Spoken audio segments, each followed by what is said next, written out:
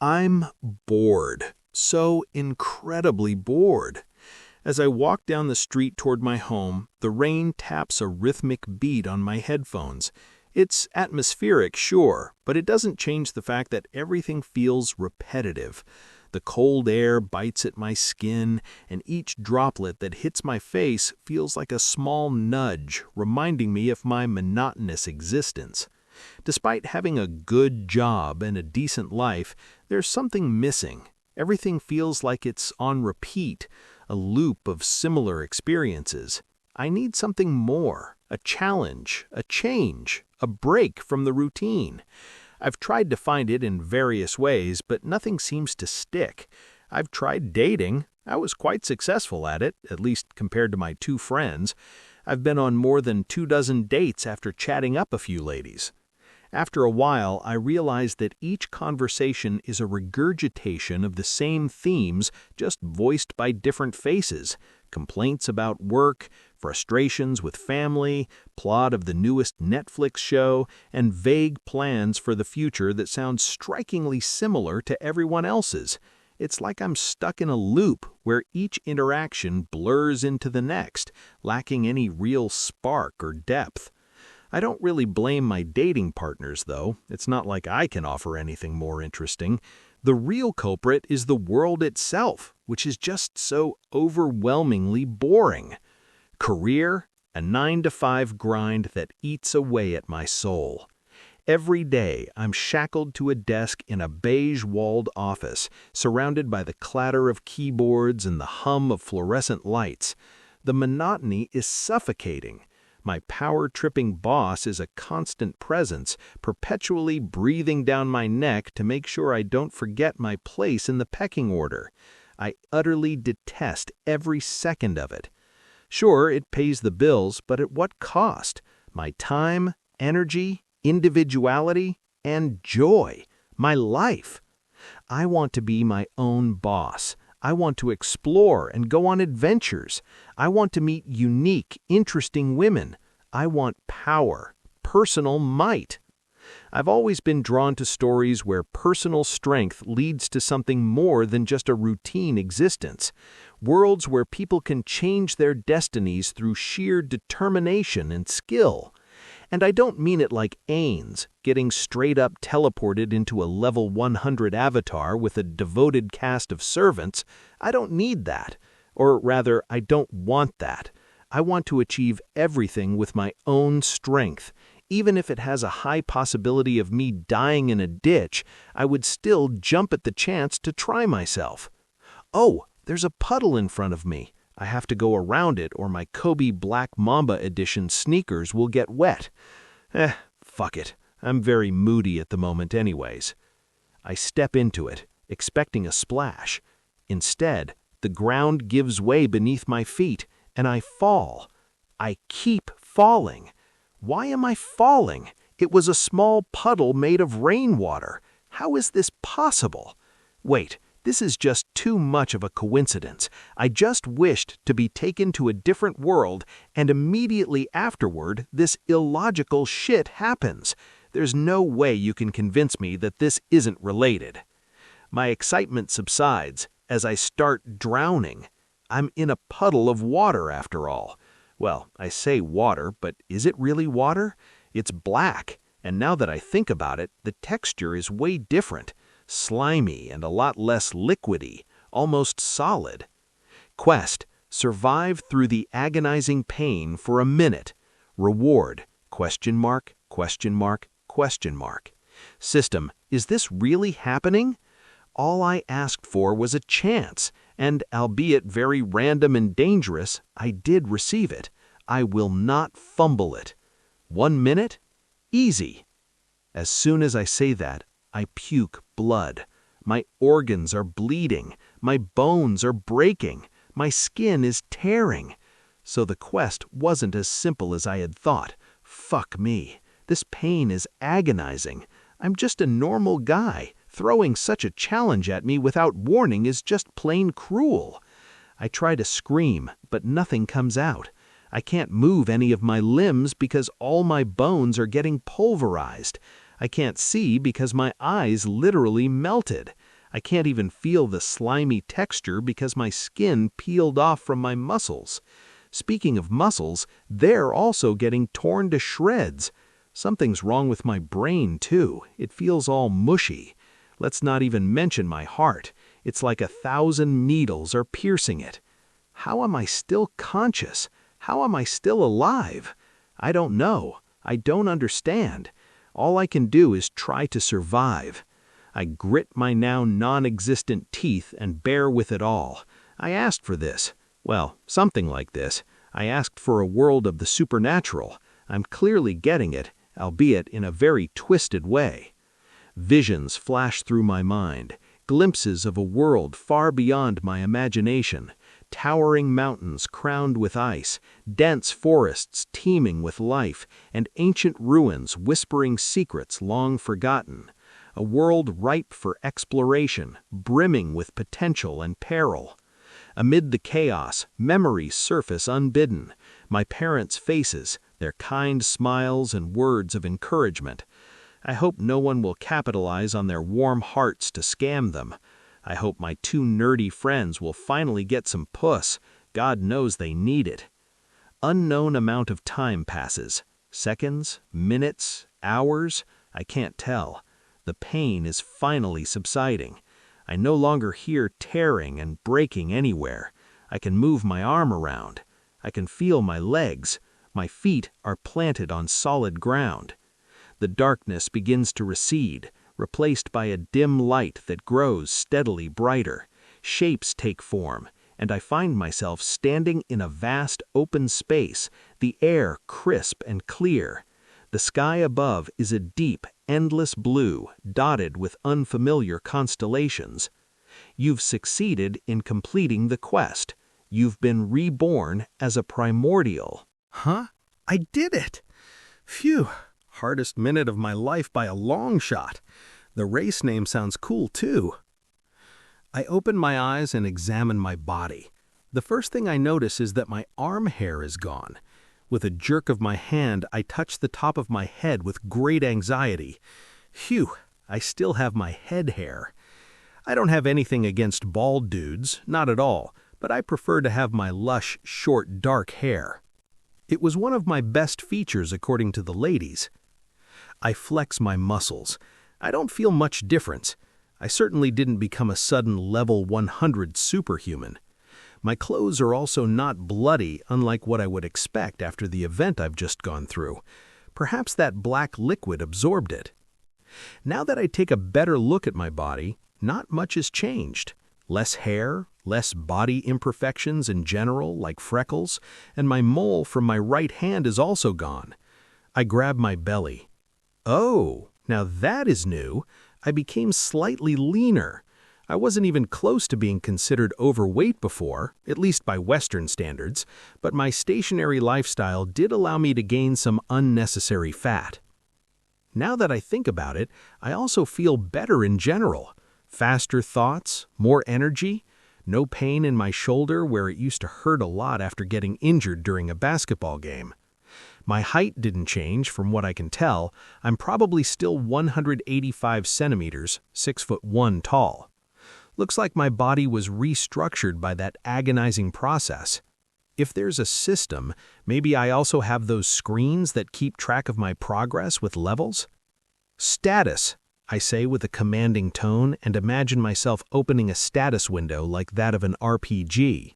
Something pops out in front of me. I instinctively move my hand to it and it phases through. It's not a physical construct, likely only I can see it. Perhaps it's a projection from my mind. I also imagine closing it, which succeeds, and open it again with only a thought, which again is a success. I thank all that is holy that I don't have to say this stuff out loud. Name, dash. Race, primordial. Title, dash. Primordial level, 1. XP, 0/100. Primary class, commoner, level 1. Secondary classes, 1, 2, 3. Vitality, 11. Strength, 10. Agility, 10. Intelligence, 10. Wisdom, 10. Why don't I have a name? Does it want me to decide what to call myself? Don't mind if I do then. My name shall be Quinlan Noir henceforth.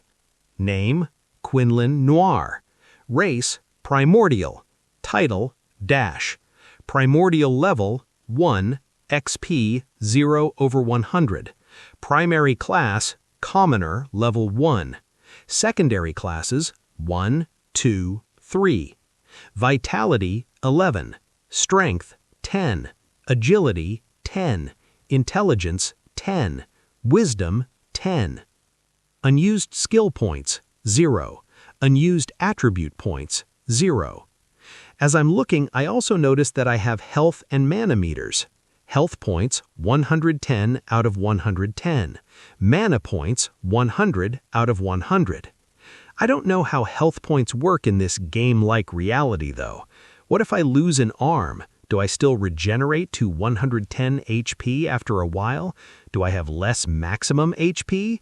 Or does my arm regenerate somehow?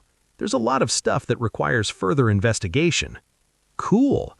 Now let's see. How do I ask for descriptions? Just as I thought that, an additional screen appeared. Primordial. A unique race believed to be the ancestors of all others, primordials are unmatched in adaptability. Gained 3 additional class slots, and each class gains experience at 3 times the rate. Only the primary class gives attribute bonuses. Gain stat primordial level, which also receives the 3x increased growth rate. Increase primordial level to gain skill and attribute points. Gain the ability to swap classes in and out by a simple thought. Wow, that is one hell of a starting gift. It doesn't make me OP from the start, but it gives me some amazing advantages in the long run. I'm a late-game scaler, just like my preferred playstyle in a certain video game where one needs to destroy the enemy's nexus. Commoner, starter class. Effect, minor vitality increase. Base skill, none. So that's why my vitality is 11 instead of 10. Looks like minor increase amounts to a 10% buff. Now the question to ask is, how do I gain more classes? I hope I don't have to pay someone big bucks to tutor me for years. Before I can further marvel at the new stuff life has thrown at me, I hear a loud screeching sound. Scree! Kia! Goblins! Father! On it! Hide inside, pumpkin! Oh boy, a starter scenario. It wants me to kill the goblins and gain the favor of traveling merchants. Maybe they'll let me move with them to the nearby town and introduce me to how the world works and other basic stuff. I move slowly through the forested area. I don't want goblins to catch me. I can't properly defend myself with my fists alone. I don't even have armor. I'm still in my hoodie and trousers. The sounds of clanging, shouting, and screaming are becoming louder. I'm getting close. I slow myself even further and move as stealthily as possible. What, you think I would rush out there and play hero? Throw away my one chance at a life I yearned for so vehemently? Hell no. I don't have a savior complex. I wasn't sent here by some deity to save the world or anything.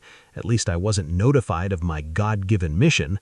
Thus, I will live my life as I think best, which is to survive and grow strong smartly, not by jumping into scenarios where I have little chance of success. The goblins are retreating with the thrashing women holstered over their shoulders. They are moving in a straight line toward what I can only assume to be their little hidey hole. I'm not sure where exactly that might be. Likely some barbaric burrow or cave, perhaps. The little green creatures really don't seem to have enough brain cells to construct buildings. They appear to be very primitive, with only their tribal loincloth hiding their little peckers. After they disappear from sight, I wait several minutes before cautiously approaching the carriage. Unsure of the goblin's sensory abilities, I must tread carefully. It would be a shame to leave all the valuables here now, wouldn't it? My heart aches at the thought of some useless city lord getting their grubby hands on it. I must liberate these properties and distribute them to those in need, namely, myself. I'm kind of a Robin Hood, no? I don't wish to linger here for long. The goblins might come back once they realize that they forgot to pillage, or others might arrive. The last thing I need is to be thought of as the perpetrator, or perhaps an opportunistic scavenger. Well, the latter is exactly what I intend to become now, but others don't need to know. I walk up to the father merchant. Damn, seeing a corpse up close for the first time hits way harder than I expected. I'm struck with the pure cruelty and brutality of those sadistic creatures. It could easily be me on the ground if I'm not careful. This further reinforces my thought that I must play everything smart and not be a gung-ho hero. He still has his armor and weapon. The goblins were too preoccupied and overeager with their live captives to loot properly. I examine the sword. Looks very bland to me, though I'm no professional. Since the merchant only had one hired guard, it is fair to assume that they are not holders of legendary grade treasures. Pity. I focus on the item and try to examine it again. A window appears this time. Iron sword. Rarity, junk. Skills, empty. Better than nothing, I suppose. I lift it and the weight surprises me. Heavier than expected. I do some slashes in the air, imitating movements I've seen in movies. I must look like an idiot flailing this thing around. Gotta start somewhere, though. I jump onto the carriage and take a look around. There are 4 wooden crates and 2 wooden barrels. I go through them, eager to inspect my new properties. They are ownerless now, no? I must make good use of this gift. The first crate has fresh produce in it. I see carrots, potatoes, and corn. I don't know how much these are worth, but I imagine they won't make me rich. The second is filled with bread.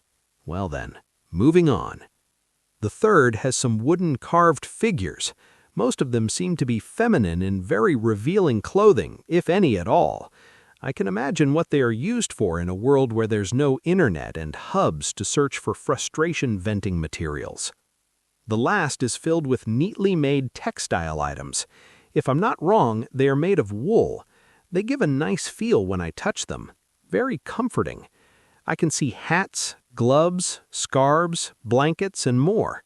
I figure this box is the one holding the most expensive items.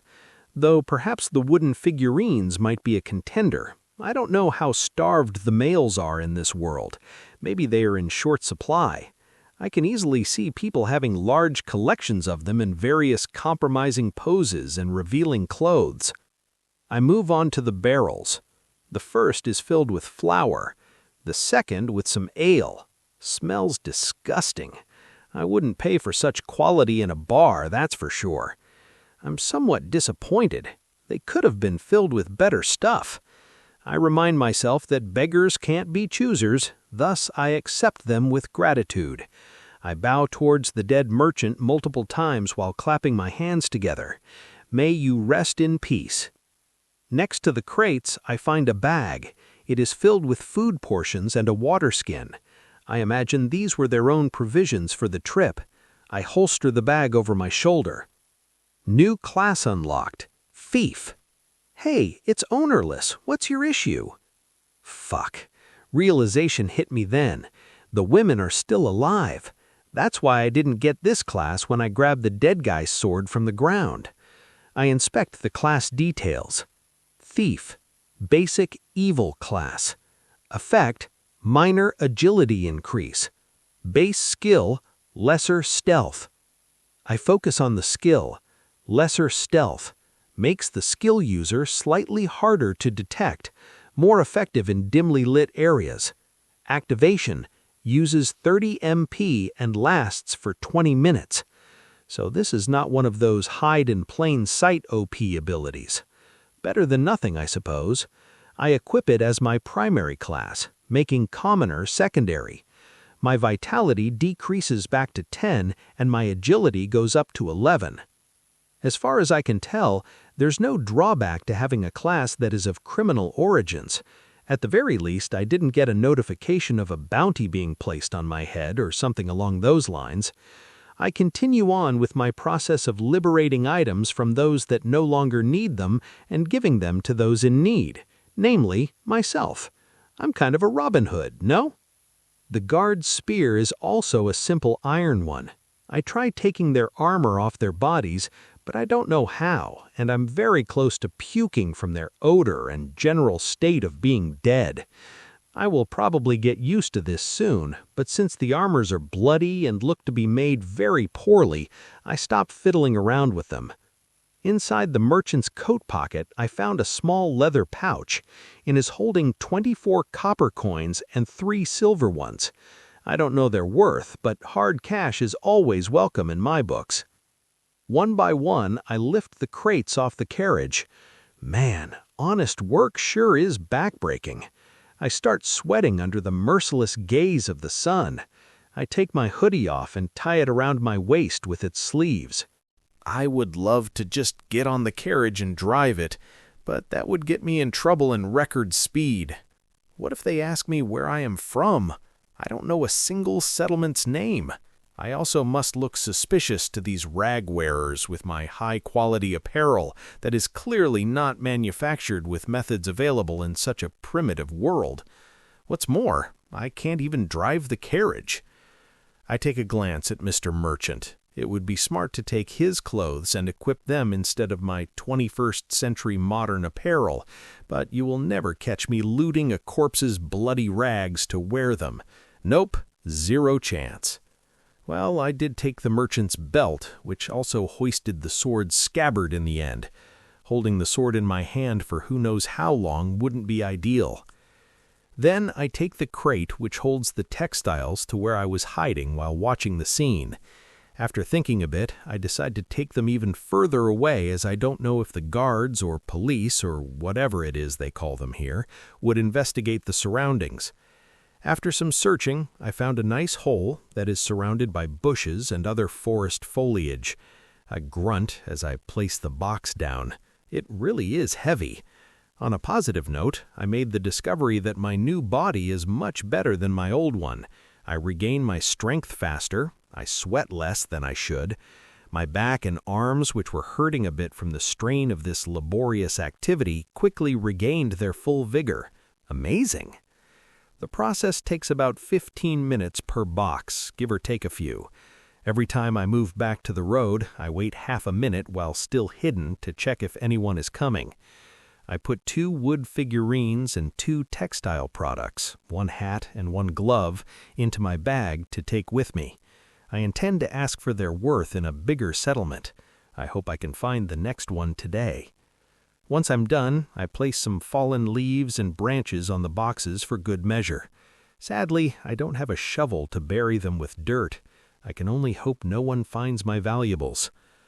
Thief, level 1 to 2. Oh, nice! I got a level up. It didn't appear when I took them off the carriage, only once I secured them in a hidden spot. It is then safe to assume that simply stealing stuff is not enough. I need to secure my new loot. Of course, that is if I wish to level up my thief class. Stealth is OP, and, well, I'm very happy to steal from the undeserving rich. I'm somewhat of a Robin Hood after all, without the redistributing to the masses part. I would certainly rather be a thief than a farmer or construction worker. For one final time, I return to the carriage. I pick up the guard's spear, and upon closer examination I realize that his helmet is still usable, and most importantly, spotless. I strap the helmet onto my head, feeling a slight comfort knowing I have some bare-bones protection now. It's not a perfect fit, but it will have to do.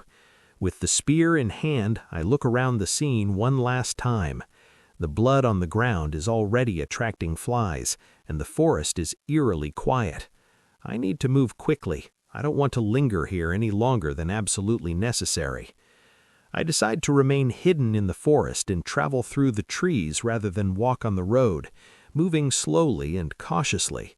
My goal is to find a settlement where I can assess the value of my newfound items and possibly purchase some essentials. The sun is still high, so I should have enough daylight to make some good distance.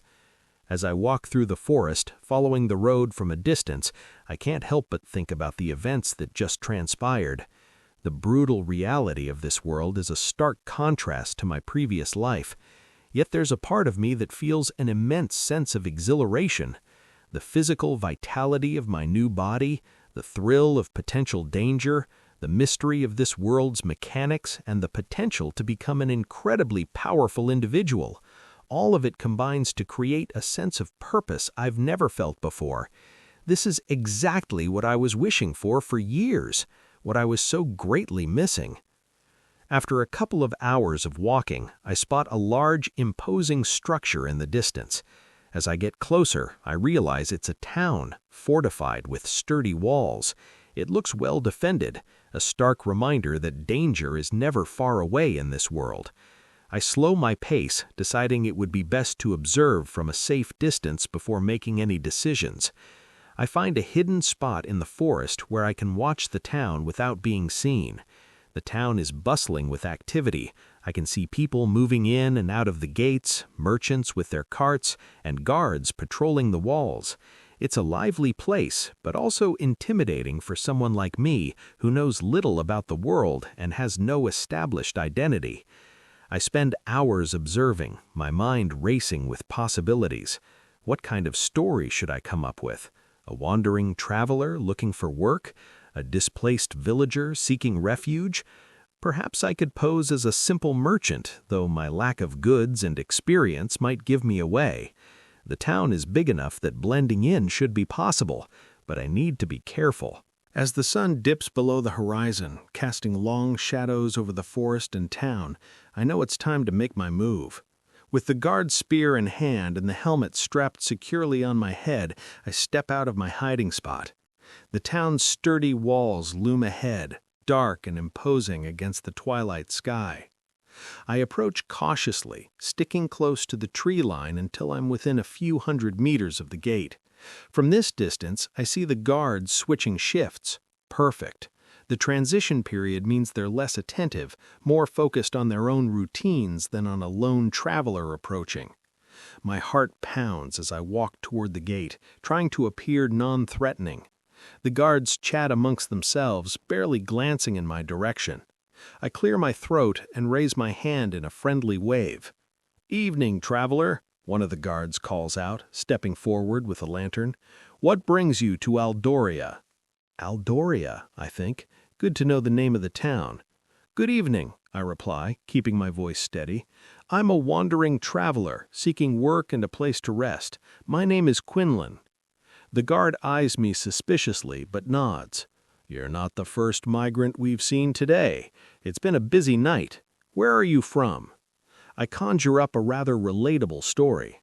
"I come from a small village far to the north. My older brother inherited everything, and after a big fight, I decided to leave and seek my own fortune. I've been traveling the country since then, stopping at settlements along the way. A few days ago, I was told Aldoria is a good place to find work, so I decided to try my luck." The guard seems to accept my explanation, albeit grudgingly. "Fair enough. We could use all the help we can get. Head on in, but don't cause any trouble." No entry fee? Unexpected. Just then, another guard grabs my shoulder. "Excuse me, sir. My comrade is new. He used to work as a knight but got demoted for bad conduct. He forgot to tell you first-time entries must pay a silver coin, which grants you a lifetime certificate of free entries. Of course, unless you become a merchant." I knew it was too good to be true. "One whole silver? Isn't that too much?" He looks at me dissatisfied. "It is what it is, my good sir. I don't make the rules, nor am I willing to bend them for you."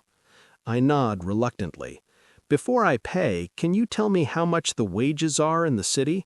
I don't want to part with a silver coin just to face harsh living conditions." Last I checked, a construction worker earned about 50 bronze coins for a day's work. My friend runs one such company. I can tell you the directions if you wish. He has a good name. You won't find a more fair employer. Hauling bricks for 12 hours earns that much? I really want to ask how much bronze a silver coin is worth. I hope it's 10 and not 100. I have an inkling it's 100. Though I don't dare ask, it would instantly blow my cover. "Can you tell me how much a loaf of bread, a meal, and a room for a single night in an inn?" I asked, trying to gauge the currency values without sounding out of place. He grunts unpleasantly. A loaf is about 2 copper, a meal 10, a room between 10 to 30, less if you sleep in the stables. He's saying 10 bronze, not 1 silver. My fears are confirmed. I have 24 bronze and 2 silver coins if I pay the entrance tax. Should be enough to get by for a while. I don't press further. Guards are trained to sniff out trouble. I pay and receive my certificate. It's not a parchment, but a touch on my hand, after which I get the notification, lifelong personal entrance permit to the city of Aldoria. They then inform me that I only need to present my arm and a guard will use an artifact to embed the entry permit in my system. I wondered how many people lose their certificates and pay this exorbitant entrance fee multiple times, but it seems they found a neat solution, as you can't exactly lose this type of permit. I really shouldn't underestimate the inhabitants of this world. I nod, thanking them both as I pass through the gate. The streets of Aldoria bustle with activity even at this late hour. Merchants pack up their stalls, children play in the fading light, and townsfolk finish their daily chores. The town feels alive, a stark contrast to the grim scene I left behind in the forest. I wander through the streets, taking in the sights and sounds. The buildings are a mix of wooden houses and stone structures, with taverns and shops nestled between them. My stomach growls as I pass a bakery, the smell of freshly baked bread tempting me. Finding an inn seems like the best course of action. I need a place to rest, gather my thoughts, and perhaps pick up on some local gossip. After a few minutes, I find a modest inn with a sign that reads, "The Silver Stag." The warm glow of lanterns spills onto the street, inviting weary travelers inside. I push open the door and step into the common room. It's filled with people of all sorts, merchants, travelers, and a few locals sharing a drink.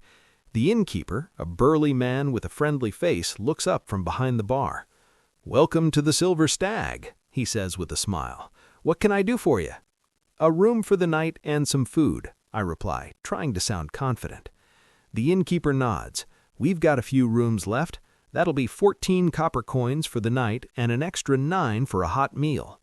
The price is close to what the guard told me, and I'm too exhausted to search for a better deal. I reach into my bag, pulling out the pouch I scavenged from the merchant's carriage, handing over the coins and thanking the innkeeper, and follow him upstairs to a small but cozy room. It's not much, but it's a far cry from sleeping in the forest. After securing my belongings and hiding my valuables, I head back downstairs. The aroma of stew and fresh bread fills the air as I take a seat at one of the tables. A serving girl brings me a steaming bowl of stew and a thick slice of bread, and I dig in eagerly.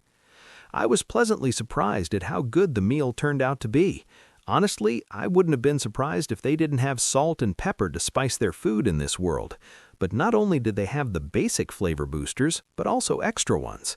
I'm tasting some spicy chili and perhaps onion, garlic, and there's a bay leaf in there too. I wouldn't bet on my guess being entirely correct, but the important part is that I'm very satisfied.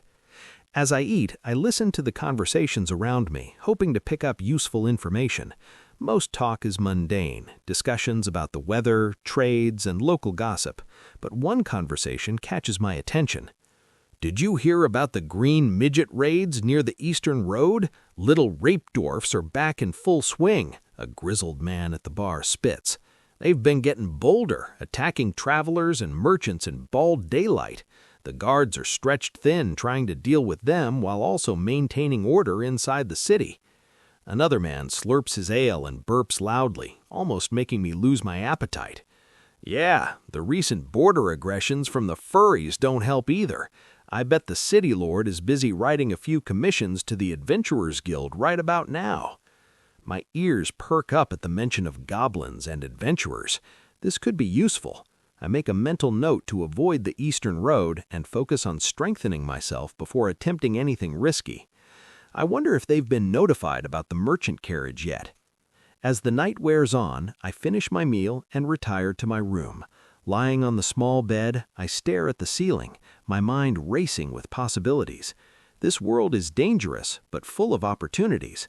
I need to be smart, cautious, and always on the lookout for ways to increase my power and wealth. Before going to sleep, I inspect my status screen as a sort of lullaby. I still have a bit of a hard time acknowledging that all this is really happening.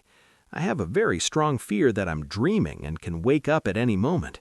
After experiencing so much excitement and hope in a single day, I would probably become suicidal if I got dragged back to that boring hellhole.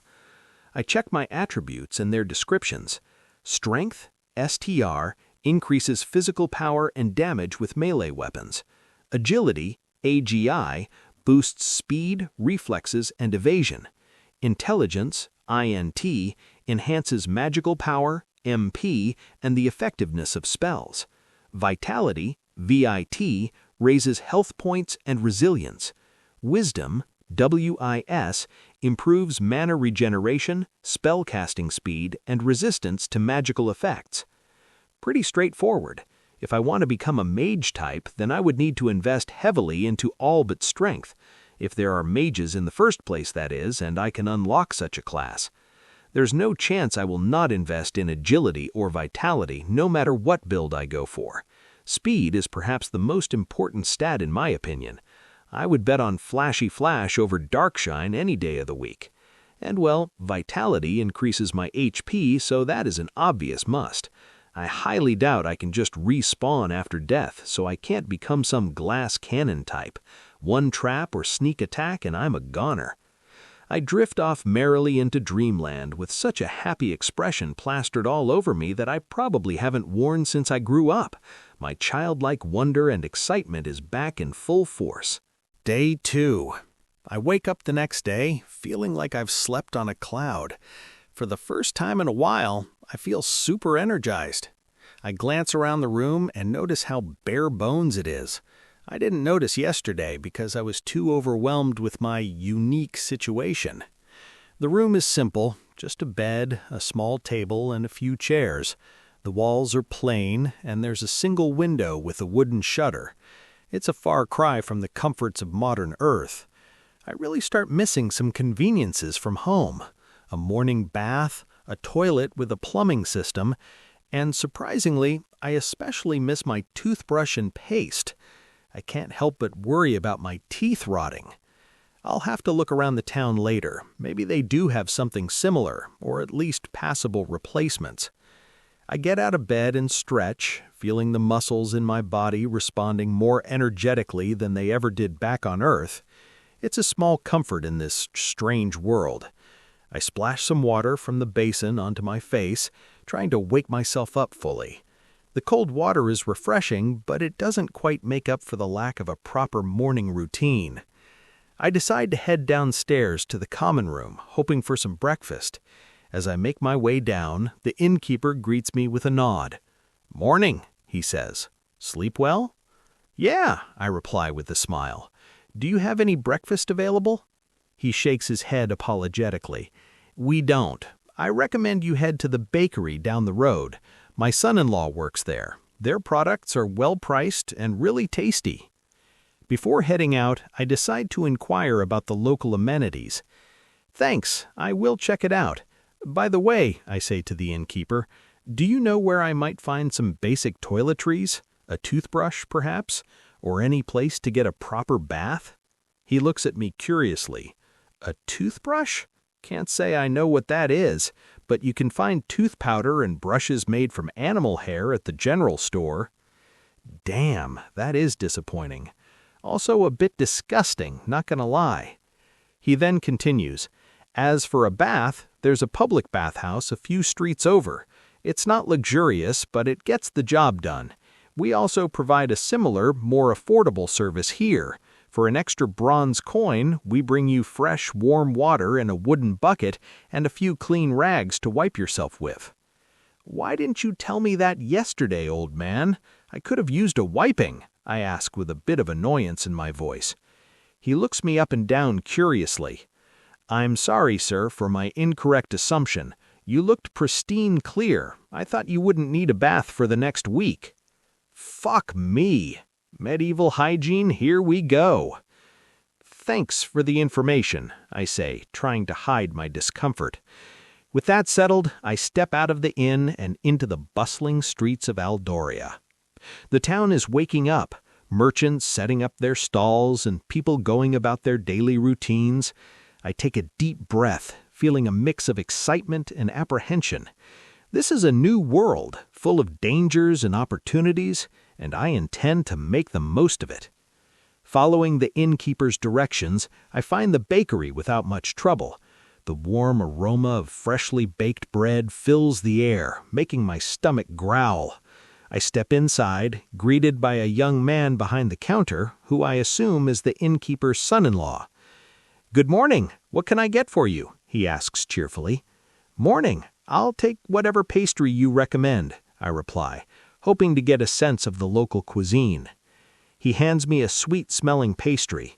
"That'll be 1 bronze coin," he says. "Can I pay with a silver coin?" I have a single bronze coin left, so I could pay the exact price, but I really want to find out how much a silver coin is worth. He glares at me for a second before relenting. "Yes, sir." Then he brings a pouch out and counts 99 bronze coins. Yep, my guess is confirmed. A silver coin is worth 100 bronze coins. I pay him and take a bite of the pastry as I leave. It's surprisingly delicious, filled with a sweet fruit jam that I can't quite identify. The bread is fresh and hearty, perfect for a quick breakfast bite. With my hunger satisfied and my new toiletries in my bag, I step out of the general store, taking a moment to count my remaining coins. I have 1 silver and 100 bronze coins. Not a fortune, but enough to get by for now. I decide to explore Aldoria further, hoping to find opportunities and get a better understanding of this place. The town is alive with activity, merchants setting up their stalls and craftsmen hard at work in their shops, and people moving through the streets in a constant flow. It's a vibrant, bustling town, and I'm eager to see what it has to offer. One thing I didn't notice yesterday, but stands out today, is the prevalence of slavery. Roughly every 7th person I see has a collar around their neck. The collars aren't linked to chains, almost like fashion accessories rather than tools of oppression. I suppose they must be magically bound to ensure loyalty, eliminating the need for physical leashes. This greatly piques my interest. If slaves are indeed magically bound to be loyal, they could be invaluable. Equipping one with a sturdy shield could allow me to level up safely by having them take the brunt of the attacks while I look for opportunities to strike with my iron spear. But first things first, I need to get a price estimate for the goods I scavenged from the merchant's carriage. 2 wooden figurines and 2 wool products are nestled in my backpack, and I have no idea what they might be worth. Selling them would give me a clearer picture of the local economy and help boost my finances. I make my way through the crowded market, scanning the stalls for a merchant who deals in varied goods. After a few minutes, I spot a stall that seems promising. The merchant is a middle-aged man with a friendly but shrewd expression, his stall filled with a mix of items, trinkets, cloth, wooden crafts, and various odds and ends. "Good morning," I greet him as I approach the stall. "Morning," he replies with a nod. "Looking for something special?" "Actually, I have a few items I'd like to get a price estimate for," I say, pulling the wooden figurines and wool products from my backpack. "Could you tell me what these might be worth?" He examines the items carefully, turning them over in his hands and scrutinizing the craftsmanship. After a few moments, he looks up at me. "You bought them from Cedric, right? Poor bloke got himself killed yesterday. Fucking disgusting gobbos," he spat. "No way! I just spoke with him a few days ago." I feign shock and bewilderment. Shit. This means that the merchant, Cedric, was well known around here. I can't sell the crates I pillaged from him in this town, or I'm instantly busted. He shakes his head. "Sorry, lad. I've seen his corpse. It's sadly true.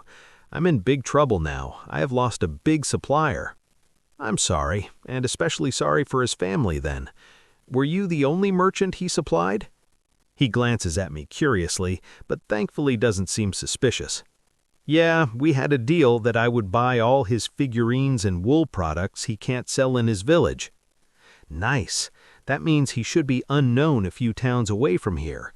I need to rent a carriage with a few mules and at least 3 guards. But how will I explain to them that we need to stop at the forest and haul the crates that are holed up under leaves and branches on board? I need to find some men that aren't the cleanest bunch, but then they could turn on me to steal the wares for themselves. Damn, what a difficult situation. Fencing those stolen items might prove very hard. Furthermore, the perishables will rot by the time I get to them. I see. Once again, I'm sorry for your loss. Could you still give me a price estimate for these items? Yeah, don't worry about it, lad. Part of running a merchant business. Sometimes life strikes hard. All we can do is make the best of the situation. As for your wares, the figurines are worth around 70 bronze each. The wool products are about 25. Wait, don't tell me that the FAP materials are worth this much more. The boys are thirsty in this town. No maidens? Well, they are actually rather intricately carved. Maybe it requires multiple hours of effort from a skilled artisan. Poor construction worker dude works for 12 hours of his back-breaking heartless job and can't afford a single figurine. What a life. However, that means I have a small fortune sitting in that hole. I didn't count, but there were at least 25 figurines in that crate. With the wool crate's value added together, there should be more than 20 silvers worth of items. Can I take it as an offer from you or only an estimate? I'm ready to pay those prices. I know that I might look a little cunning, but I really didn't scam you. I'm feeling rather depressed due to Cedric's death. I'm in no mood to make a killing with his products. He was a great family man, artisan, and an amazing friend. The total is 190 bronze coins. Here, take these 2 silver ones instead. I thank for his generosity and part with the products, and after I do, I receive a notification. New class unlocked. Merchant. Merchant. Basic class. Effect: minor wisdom increase. Base skill: lesser bartering. Lesser bartering slightly boosts the user's chance of bartering for a better price while selling or buying items. Nice! I can use that skill the next time I trade. With that out of the way, I say goodbye to the moping merchant. Now I have 3 silver and 96 bronze coins. As I continue to explore the town, I start to form a plan. My first goal is to find a way to safely level up and increase my strength and skills. Buying a slave as a shield bearer could be a viable strategy, but I need to gather more information about the local practices and ensure I'm making a wise investment.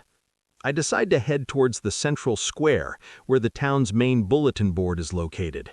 It's a good place to find job postings, notices about local laws and regulations. One particular notice catches my eye. Adventurers Guild Recruitment Drive. Looking for brave souls to join the Adventurers Guild. Opportunities for quests, monster hunting, and exploration await. Inquire at the guild hall for more details. Becoming a glorified monster exterminator? No thanks. I remember my earlier thoughts about buying a slave and decide to visit the local slave market to gather information and see what's available. It's not a decision I take lightly, but in this world, it might be a necessary step to ensure my survival and success. Trusting my life to a free man who could backstab me at any time is risky. A magically bound individual might be a much smarter option to start out with. With a sense of purpose, and to be honest, morbid curiosity, I set off towards the slave market, determined to make the most of my new life in this fantasy world. The slave market square of Aldoria is a stark contrast to the bustling and vibrant town center. Located in a more secluded part of the town, it has a heavy, somber atmosphere that feels markedly different from the lively markets and streets I've explored so far. I hear a lot of weeping and admonishing shouts in reply. A few cracking sounds made by whips can also be heard. What a lovely place. As I approach, the first thing I notice is the large iron gate that marks the entrance. It's adorned with intricate carvings, perhaps to lend an air of legitimacy and formality to the trade conducted within. 2 guards stand watch at the entrance, their expressions impassive. They don't bother me. Inside, the market is laid out in a series of open-air stalls and pens, each one showcasing different slaves available for purchase. The area is divided into sections based on the types of slaves being sold: laborers, domestic servants, combat-trained individuals, and women, as well as some rather handsome men, dressed in skimpy loincloths only. I can imagine what their intended purpose is. The stalls are constructed of sturdy wood, with iron bars and gates to keep the slaves contained. There are wooden platforms where some slaves stand or sit, looking out with various expressions, ranging from utter hopelessness to quiet defiance, and even some absolute indifference. Seeing some slaves being resigned to such a cruel fate that is awaiting them makes this scene even uglier. Vendors line the main path, calling out to potential buyers and advertising their slaves' skills. The noise is a constant hum of chatter, punctuated by the occasional shout or the clanking of chains. Screams and wails from the wares are met with the crack of a whip and scornful shouts. It's a busy place, with a mix of prospective buyers, curious onlookers, and slaves awaiting their fate. The air is thick with the smell of sweat, unwashed bodies, and the faint tang of fear. It's an unpleasant odor, one I've never experienced before. There's also the occasional whiff of incense burning from the vendors' stalls, likely an attempt to mask the stench. This place is special for a Western 21st century guy like me. Never in my life did I think I'd see so many people objectified and sold for profit. As I walk around, I see a few wooden posts around the market where notices and descriptions of the slaves are posted. Some are handwritten, detailing the slaves' skills, ages, and origins. Others have more elaborate signs, indicating higher value or specialized training. The slaves themselves vary widely in appearance. Some are humans, others are demi-humans with animalistic features like ears, tails, or fur. I also see elves and dwarves. What peculiar creatures! Always dreamed of seeing them. I can write going to a slave market and meeting demi-humans off my fantasy bucket list. In one section, I see a group of demi-human slaves.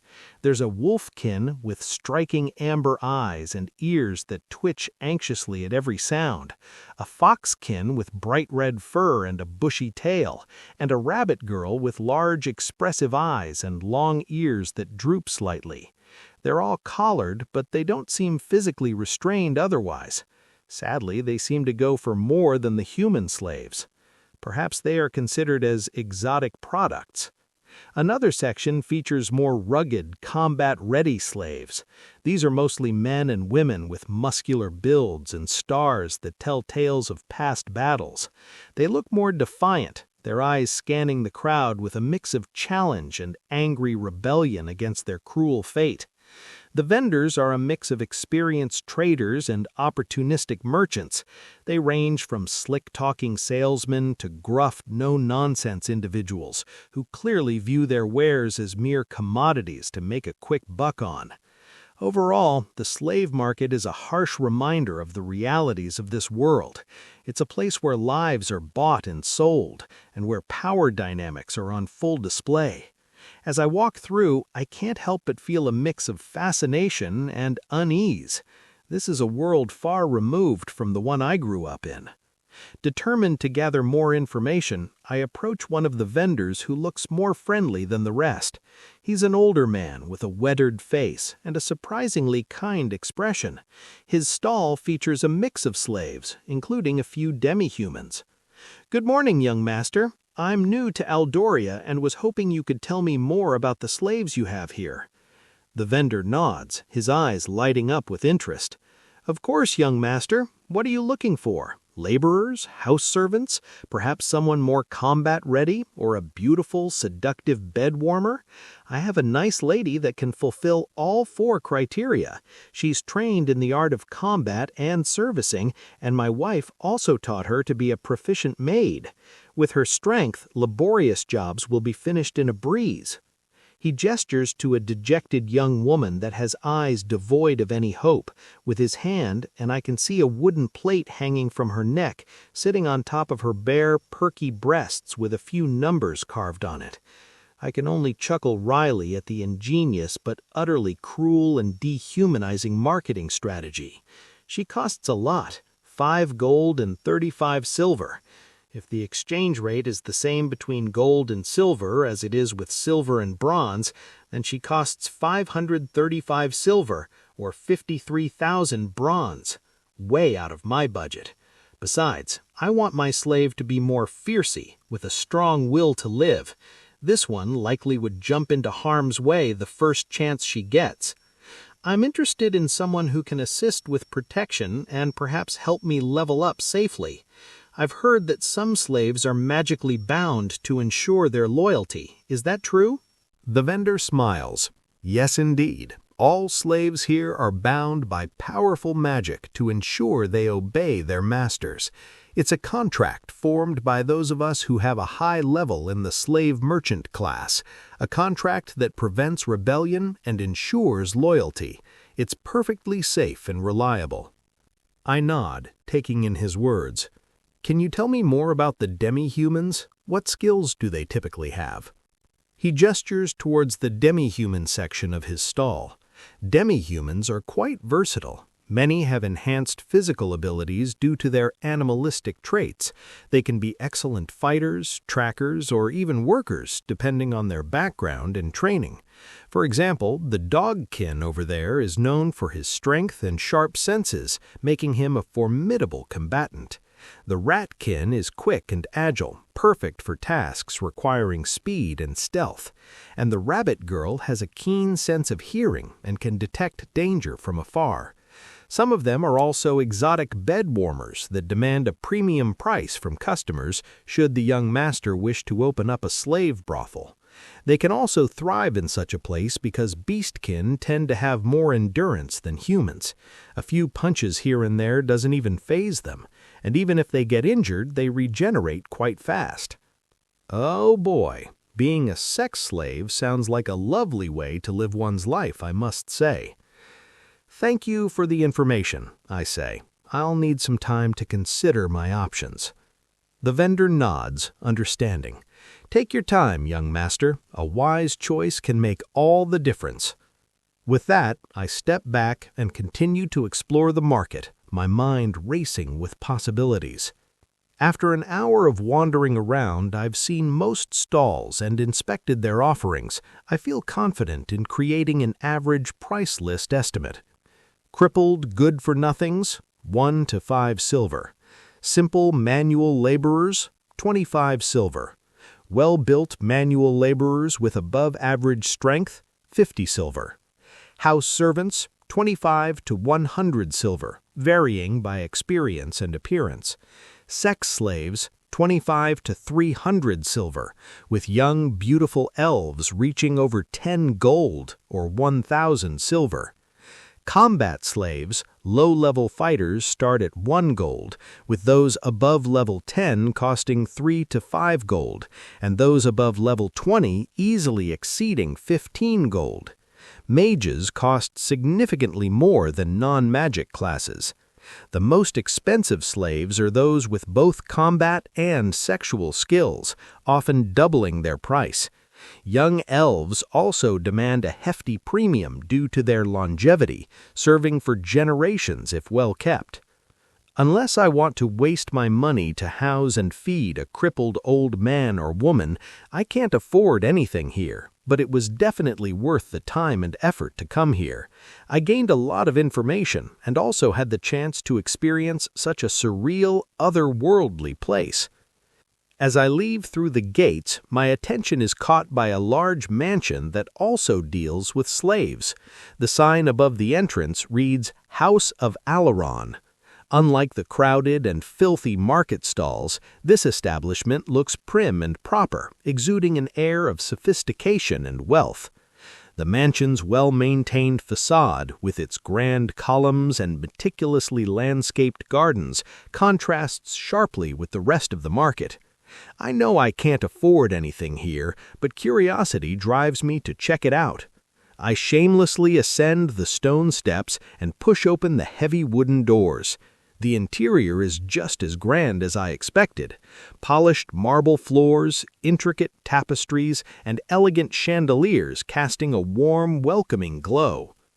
Unlike the market, there are no slaves on display. The only one I see is an older woman sweeping the floor. A well-dressed attendant greets me with a courteous bow. "Welcome to the House of Alaron. How may I assist you today?" he asks with a practiced smile.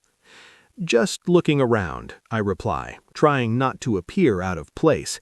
"It's my first time visiting an establishment like this." "Of course," the attendant responds, his smile unwavering. "We aim to provide a more private and personalized experience for our clients. If you would follow me, I'll take you to a private room where one of our merchants will join you shortly." Intrigued by the excellent level of service, I follow the attendant down a lavishly decorated hallway. He leads me to a comfortable private room furnished with plush sofas and a small table. The room is tastefully decorated, with soft lighting creating a soothing atmosphere. "Please make yourself comfortable," the attendant says, gesturing to the chairs.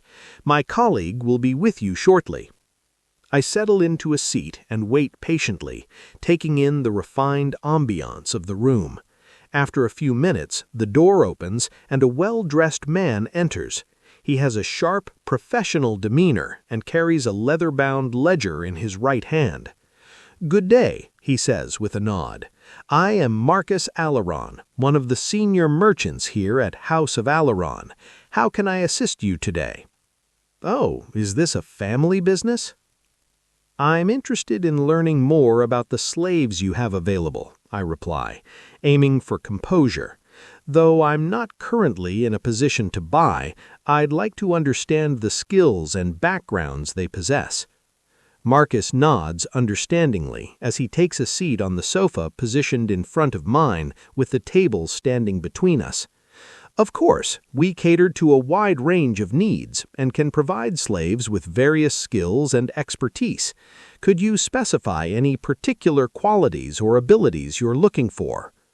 I ponder for a moment. I'm interested in individuals who could serve in both combat and support roles, perhaps someone with healing abilities or proficiency in melee combat. Making a note in his ledger, Marcus responds, "We have a few candidates who might meet your criteria. Would you like to see their profiles?" "Yes, please," I reply. He opens the ledger and begins describing several slaves, each with their painted portrait accompanying their details.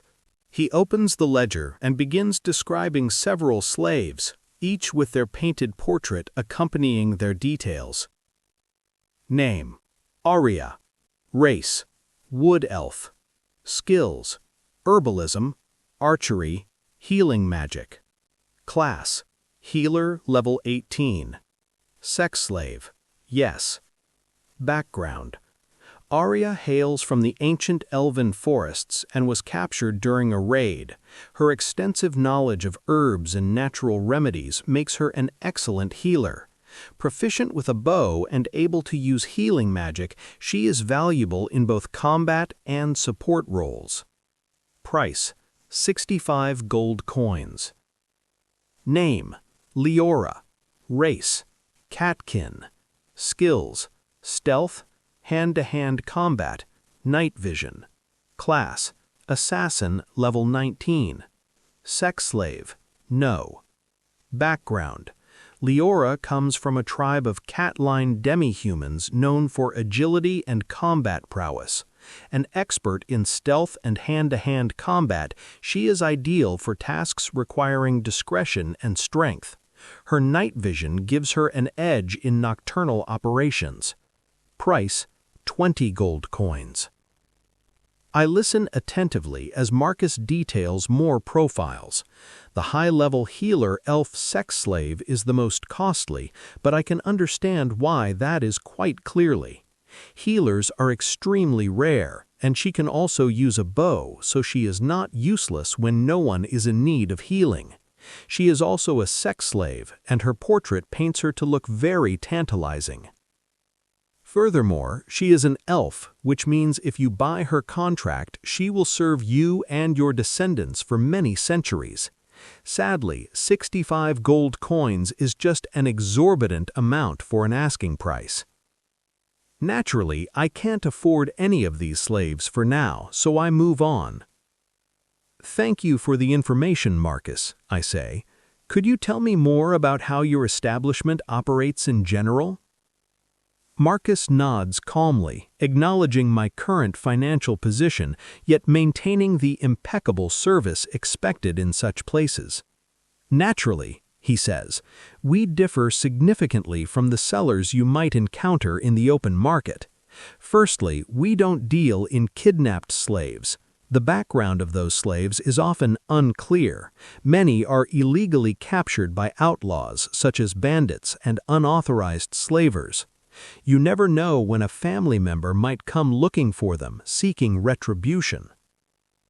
I gulp, considering his point carefully. I certainly don't want a lion daddy hunting me down and barging into my tent with a giant war axe because I bought his stolen daughter.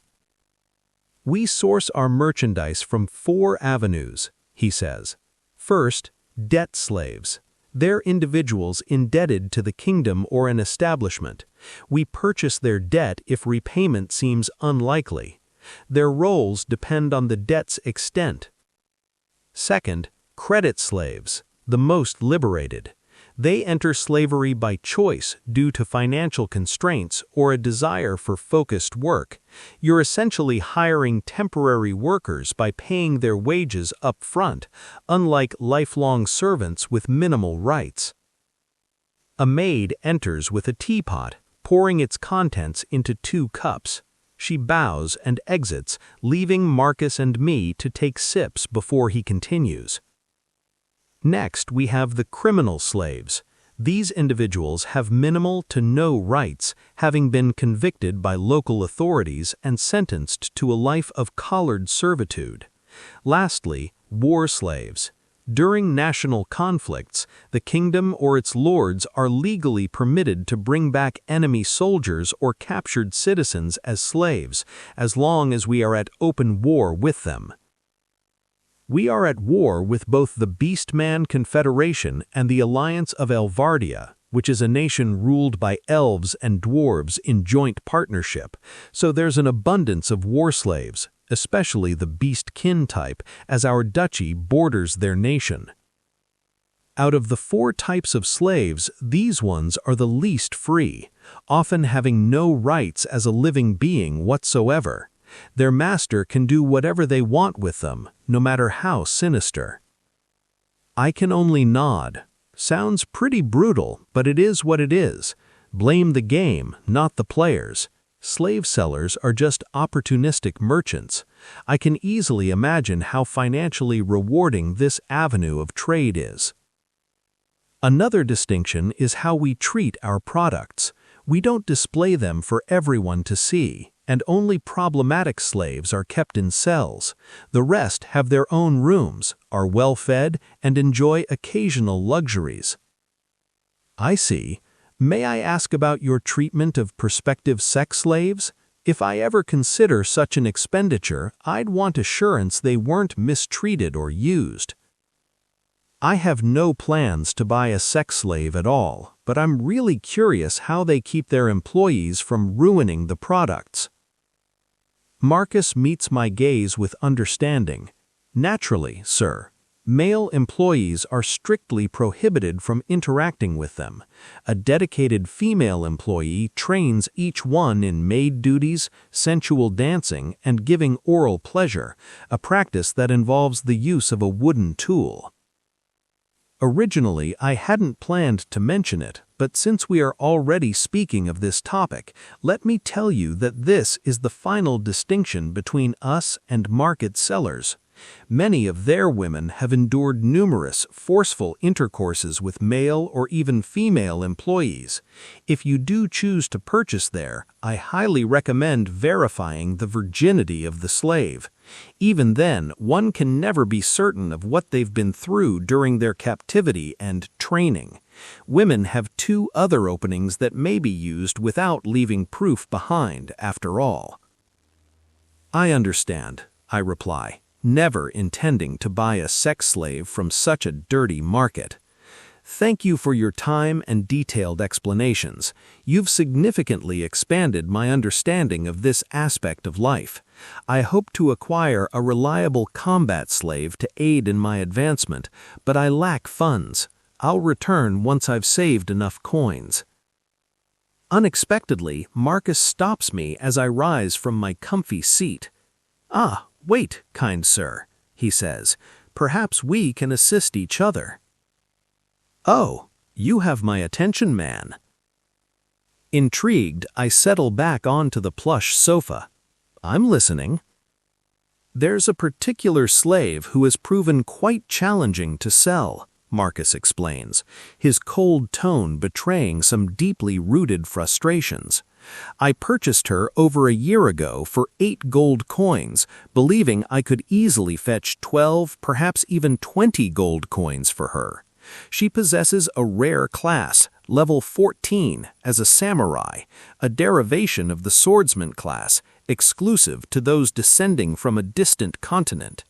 Sadly, I had to grant her significant autonomy in her clauses, including the right to decline potential owners. Typically, our most valuable products are also given this privilege, but they only decline on average 3 interested buyers. She is easily in the triple digits by now." He grimaced. "Another clause is that she's entitled to a private conversation with any prospective buyer. This means I can't even find out why she's refusing everyone because I'm contractually bound not to eavesdrop, like all our staff here. After each conversation, no one wants to proceed with the purchase. I can't even get details from those who've spoken with her due to the accursed contract." I could see a small tear forming in his eye. "I don't know what to do anymore. No one seems willing to take her, and those who do are rejected by her.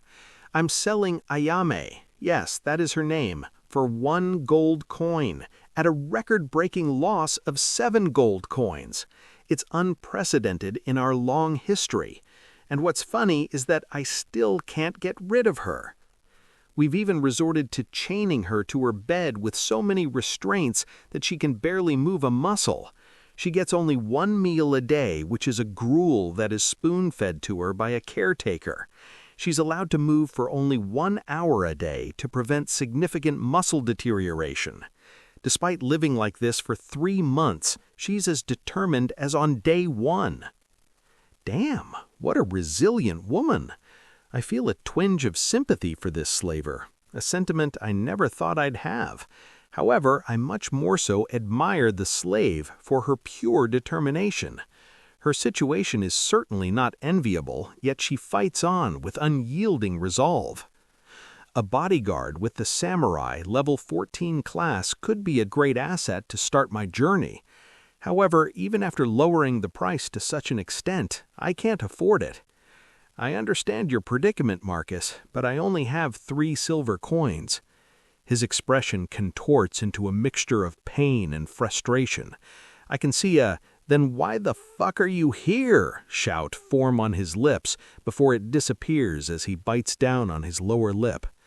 "Rent? No. I'll allow you to buy her with a weekly payment plan.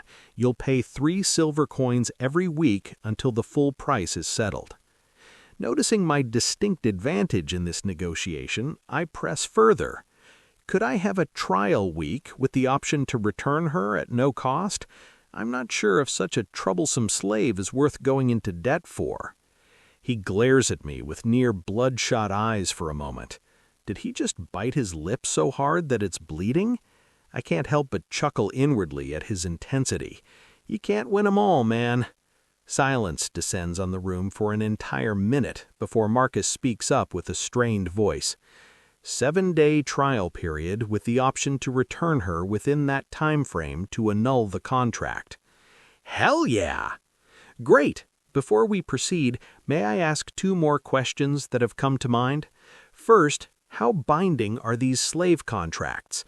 I understand she can't betray me or run away, but what if a mage slave intentionally casts a spell on an enemy that is near me with the intention to harm me in the process, for example? And second, can I add a clause of my own to our contract? He seems to calm a bit, perhaps relieved that my questions aren't making his life more difficult this time. The contract senses the slave's intent. If a fire mage wants to attack with the intent to harm you, the contract will trigger, causing them to stop their casting due to experiencing excruciating pain and alerting both you and our establishment. The slave will be branded a criminal, subjected to torture, and then execution. As for your second question, we can modify your contract only if she accepts your clause. All right, I'm very interested then. My clause is that she is not allowed to divulge any information regarding my person in any shape or form. My actions, my affiliations, my strength, items, backstory, and wealth. None of it. Is it possible? If so, when can I have my conversation with her? He exhales, his stress seeming to completely dissipate. It is possible to add that clause. Normally, I would charge for such an intricate one, but I will waive the fee this once, since Sir seems to be very strapped for money. As for the other question, as mentioned, her living situation is rather precarious. One of our female employees will unlock all her chains and help her freshen up to be presentable. It should take about 20 minutes. I shamelessly ignore his jab of calling me a borderline beggar. I'm about to sign the steal of the century, Marcus. We will see who gets the last laugh. Well, that is, if after my chat with her, both of us consent to the transaction. Marcus steps out to make arrangements, returning to sit down after a short while.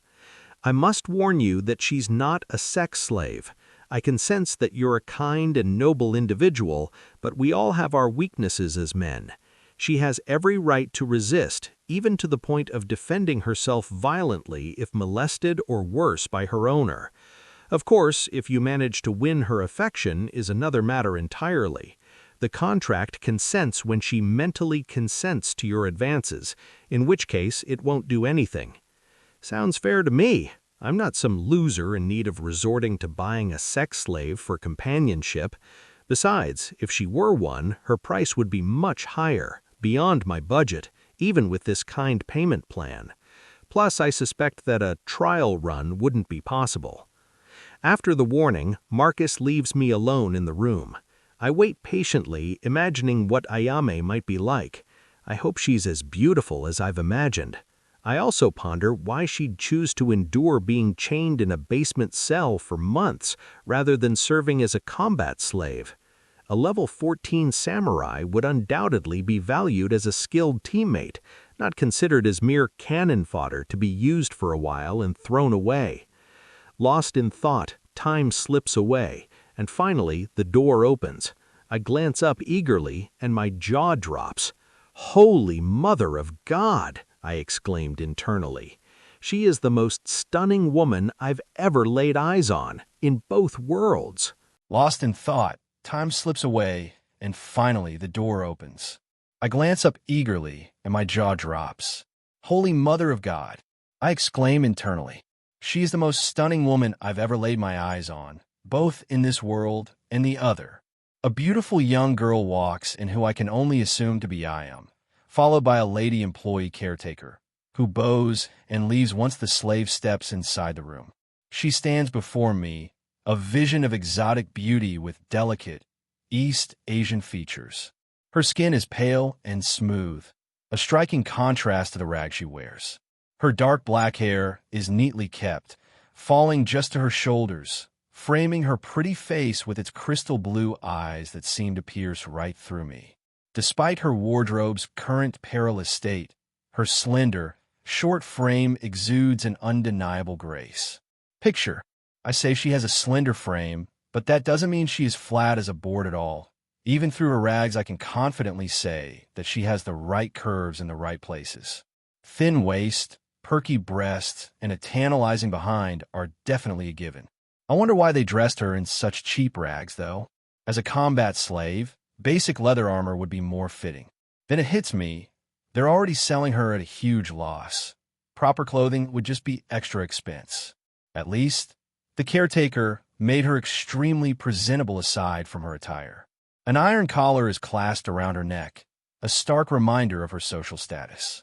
Her feet are bare, devoid of any shoes, which only add to the aura of vulnerability that surrounds her. For a moment, I am speechless, captivated by the blend of fragility, beauty, nobility, and strength she emanates all at the same time. I ain't a simp, so I do my best to gather my composure. After all, if she sees that I'm infatuated before our talk even begins, she might use it against me. This isn't a date. It's a serious negotiation. Hello, my name is Quinlan. I understand you have the right to refuse me, but I'd like to get to know you and understand your situation better. Iam's gaze remains steady, unwavering. She steps further into the room, the soft rustle of her ragged attire the only sound I hear as she takes a seat opposite me. Her demeanor is calm, almost serene, despite the harsh conditions she's endured. Once she is seated and focused on me, I begin. Let's talk. I'd like to hear your story and see if we can find a path forward that suits both of us. Iam sits gracefully, her eyes never leaving mine. Ask your questions, she states rather nonchalantly. First, I would like to know why you have refused your previous buyers. What is it that you seek in your potential master? Iam's expression doesn't change, but there's a flicker of emotion in her eyes, perhaps a hint of tiredness. Before I get to the most crucial point in this regard, I would like to clarify that I am a warrior, not an exotic commodity that you can parade around town. Understandable. She probably had a lot of potential buyers who were more interested in showing off this oriental beauty to their friends than taking her into combat situations. Fair enough. Since we are already on the topic, could you tell me more about your origins? I've not yet seen someone with similar features to yours. She nods, her serene calmness not leaving her striking features. I can't tell you many details because I'm not aware of much either. I don't know if you are knowledgeable about the geography of this world. It is an archipelago with many continental islands scattered around the globe. My clan traces its lineage from a different continent than the one we are on now. I don't know how or why, but many thousands of years ago, my clan migrated here. Oh, so we have many continents in this world. How cool. Makes me want to go on adventures and explore all of them. I see. Thank you for expanding my worldview. She doesn't react, so I continue. Your first request, or rather, requirement, is completely fine with me. I'm looking for a combat slave to help me level up.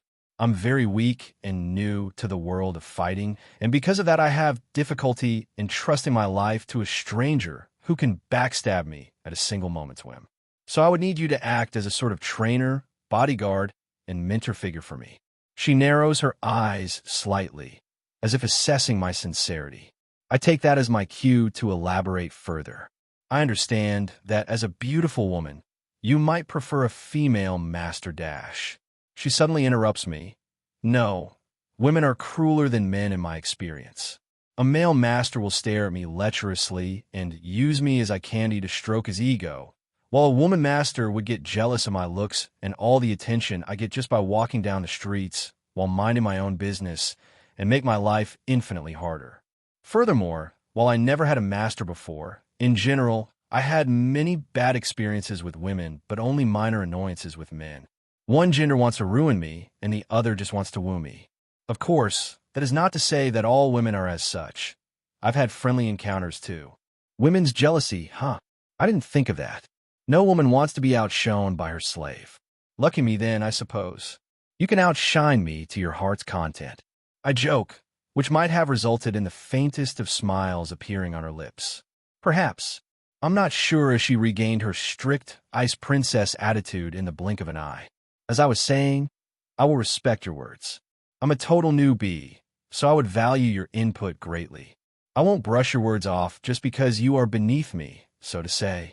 I admit that I'm a proud person, and as you said, having you as my slave would be stroking my male ego quite a bit, but I find no shame in following your advice.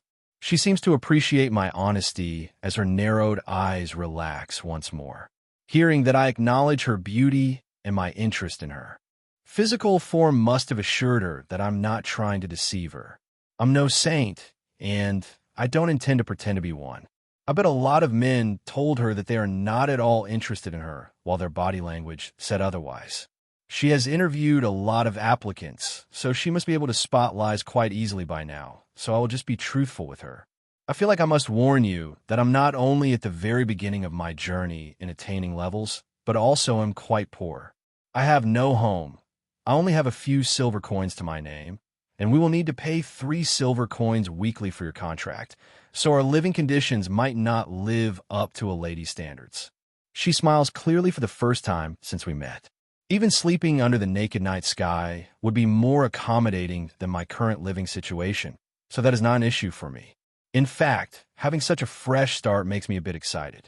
From rags to riches, as they say. Quite literally in my case, bastards didn't even give me clean rags. She mutters the last sentence under her breath, but I manage to catch it. In the end, I replicate her smile. The conversation is turning out well so far. From rags to riches, I like the sound of that. Ayame's relaxed demeanor evaporates in an instant, replaced by the sternest expression I've seen from her so far. Her eyes, once calm, now burn with a mix of sorrow and anger. Then I believe it is time I reveal the reason why I've been staying here for such a long time, and why a lot of potential buyers backed out of the deal even at such a favorable asking price. I am, or rather I used to be, the heir of the Fujimori clan, who centuries after their migration climbed up the nation's ladder and are the rightful rulers of the southern duchy of the Vraven Kingdom now. Duchy? I have a very bad feeling about this. My father died suddenly, despite being in perfect health. As the rightful heir, I was supposed to take over, but my younger sister, Kaede, challenged me to an honorable duel. I couldn't refuse without losing face in front of our people, though even if that weren't the case, I wouldn't have backed down from her challenge. Long story short, she poisoned me before our duel with some strange magical substance. There were no symptoms until our fight started. As if it was activated manually, as soon as she lunged at me, I felt immense pain coursing through my body, and I was paralyzed from head to toe. I can only curse my lack of foresight, but in my defense, poisoning your opponent before an honorable duel is the greatest disgrace a warrior of our clan can commit, so I wasn't expecting it. She used to be such a kind and loving girl. I don't know what happened to her. Her voice cracks, after which she pauses for a moment to collect herself. Her hands, which were calmly resting on her thighs, are now clenched into tight fists.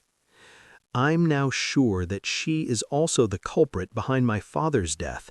I don't know who supports her from behind the scenes, but she definitely didn't invent such an intricate poison all by herself. Anyways, after my loss in the duel, she not only exiled me, but also brought me to this establishment as soon as I regained control over my limbs.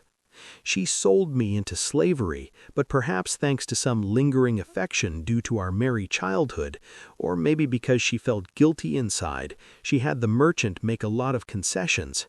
That is the reason why I'm not a sex slave, and also why I have my own clauses added to the contract. However, she wasn't stupid. One of her clauses, which she also sent to the king himself who signed it, stated that I may never be freed from slavery. Even if by some miracle I manage to break the magic contract, I can never be considered legally free in the Vraven Kingdom. She locks her eyes onto mine, with deep determination shining through. So my requirement for my owner-to-be is to make the promise that he or she will support my quest for vengeance. I'm not looking to become a duchess, because as stated, I legally can't, but I wish to eliminate her, the other traitors in my clan, and also kill her mysterious backer or backers. I take a deep breath. Everything is clear now. Making a clan that rules over an entire duchy and is backed by the king himself into your enemy is a very big ask on Ayame's part.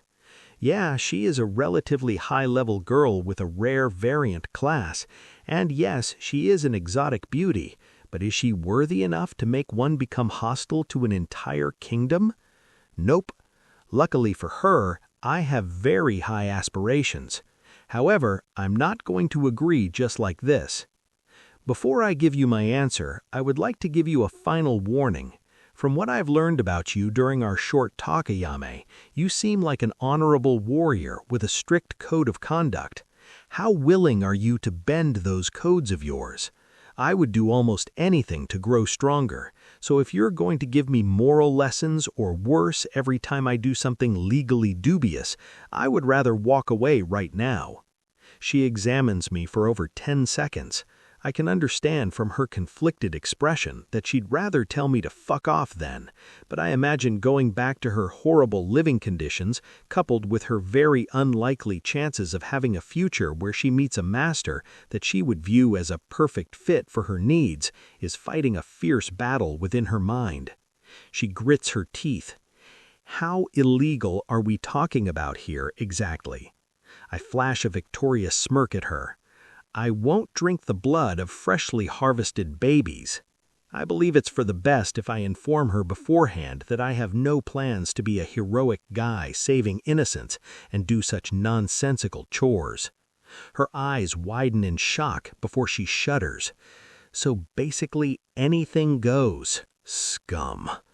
I don't mind her berating me a bit. I am rather shameless after all. It's best that she understands what she signs up for clearly so that we won't have annoying issues down the line. We won't be playing by the already established rules. We will be the ones who decide what's right or wrong. After a heated internal debate, it seems the devil on her shoulder beat the angel in the end. Okay. She emits a very faint sound come out of her lips. Huh? What was that? Must have been the wind, I tease. She glares at me with great annoyance visible in her eyes. I said, okay, I agree to become a thieving scum if that is what it takes. Oh, the Jade Beauty raised her voice for the first time. My smile turns into a giant grin. I can tell having her by my side and slowly corrupting her noble warrior spirit would be a lot of fun. Great, I can't say that I'm not interested in conquering your clan, as I imagine there's a lot of riches to be gained from such an endeavor. But as I said earlier, I'm terribly weak. Here's what I can offer you, Ayame. Teach, train, and help me level up for 3 years. Until that time is up, you are forbidden from acting out your revenge in any form besides basic information collection through taverns and such. Once the time is up, and both of us have gotten significantly stronger as well as more experienced in general, we will begin planning the downfall of your evil sister and her fellow culprits. Silence descends on the room once more.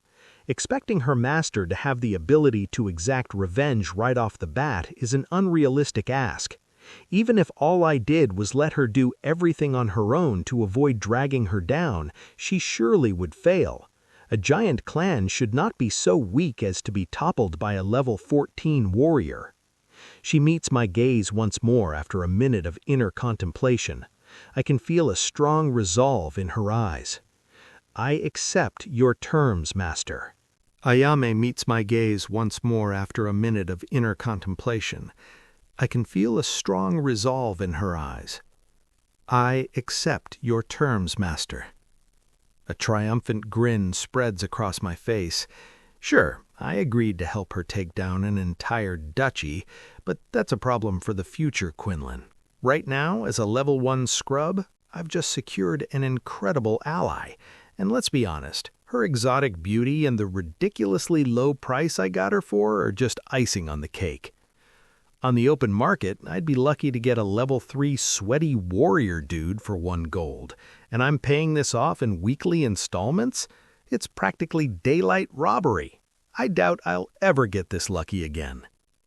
I'm glad to have you, Ayame, I say, extending my hand across the table. It's just the 2 of us for now, but welcome to the party. She nods, a faint smile tugging at her lips as she firmly shakes my hand. Despite the uncertainty of her future and the life sentence of eternal servitude hanging over her head, she's finally leaving her miserable cell behind. She can start living again, pursuing her vengeance, traveling, fighting, gaining strength. For an honorable warrior like her, this past year must have been nothing short of torture. All right, time to call the slavers to finalize the deal. I find a servant lingering at the end of the hallway who quickly fetches Marcus. Soon enough, the three of us are seated around the table in the office. The merchant wears a bittersweet expression. I can easily guess what he's thinking. Finally, he gets rid of the pest occupying his basement cell, but she still cost him 7 gold coins, plus all the time, energy, and resources they've wasted on her year-long stay here. I wonder if the amount I got her for will even cover that part. Worst deal of your career, huh, Marcus? I can't help but sneer inwardly at his misery. I might act amicable with him on the surface, but slave merchants don't deserve an ounce of pity in my book, even if their house burns down with their loved ones still in it. "So, you finally found your Prince Charming, huh?" he begins while glaring daggers at Ayame. "Congratulations are in order, I suppose." Oh, I can smell the bad blood between them. For some reason, he is a lot less friendly to my new companion than he is to me. I wonder why. "Thank you, glorified human trafficker. I'm going to miss your presence in my life greatly, GHT. Damn, girl. I can see a vein pop on Marcus's forehead. Sorry, I meant on GHT's forehead. The feeling is mutual. Let's get this over with before you dirty my new sofas any further." He turns to me and his expression relaxes instantly. "So, kind sir, I was told that you will take this lovely lady off my hands?" Ayame scoffs at his swift change in demeanor. "Yes, we've come to a mutual understanding. I believe she will help me reach great heights in this life." "Great. Then, slave, did my employee notify you of your newfound master's additional clause which he wishes to add to your contract?" She nods. "The one about secrecy, right? Fine with me. I would rather die than betray those I fight alongside." Marcus nods back, pulling out the necessary documents. "Very well then, let's finalize this." He spreads the parchment on the table and hands me a quill. I quickly skim through the terms to ensure everything is in order. "Sign here and here," Marcus instructs, pointing to the designated spots. I do as instructed after giving the papers a quick read-through, and then Ayame takes the quill, her hand steady as she adds her signature below mine. Once the documents are signed, Marcus rolls them up and seals them with a wax stamp bearing the insignia of his house. He then reaches into a pouch at his side and pulls out a small vial filled with a shimmering, iridescent liquid. He gestures for Ayame and me to come closer. "There's one final step," he says, his tone businesslike. "Contract magic. The kind sir needs to add a drop of his blood into this bowl." He hands me a small knife and I do as instructed. Then Ayame steps forward, her eyes sad and resigned. Marcus pours the liquid into a shallow bowl and begins to chant in a low, guttural voice. The liquid starts to glow, and tendrils of light rise from the bowl, snaking through the air towards Ayame's collar. The light wraps around her collar, causing it to shimmer and pulse. Ayame winces slightly but stands her ground. As the magic takes hold, the collar undergoes a subtle transformation, the runes etched into it glowing briefly before fading back to their original state.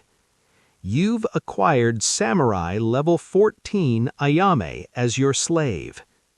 New class unlocked, Slave Master." Marcus finishes the incantation and steps back, the light dissipating. "It is done as per the contract," he says. "The collar is now bound to the terms of your contract.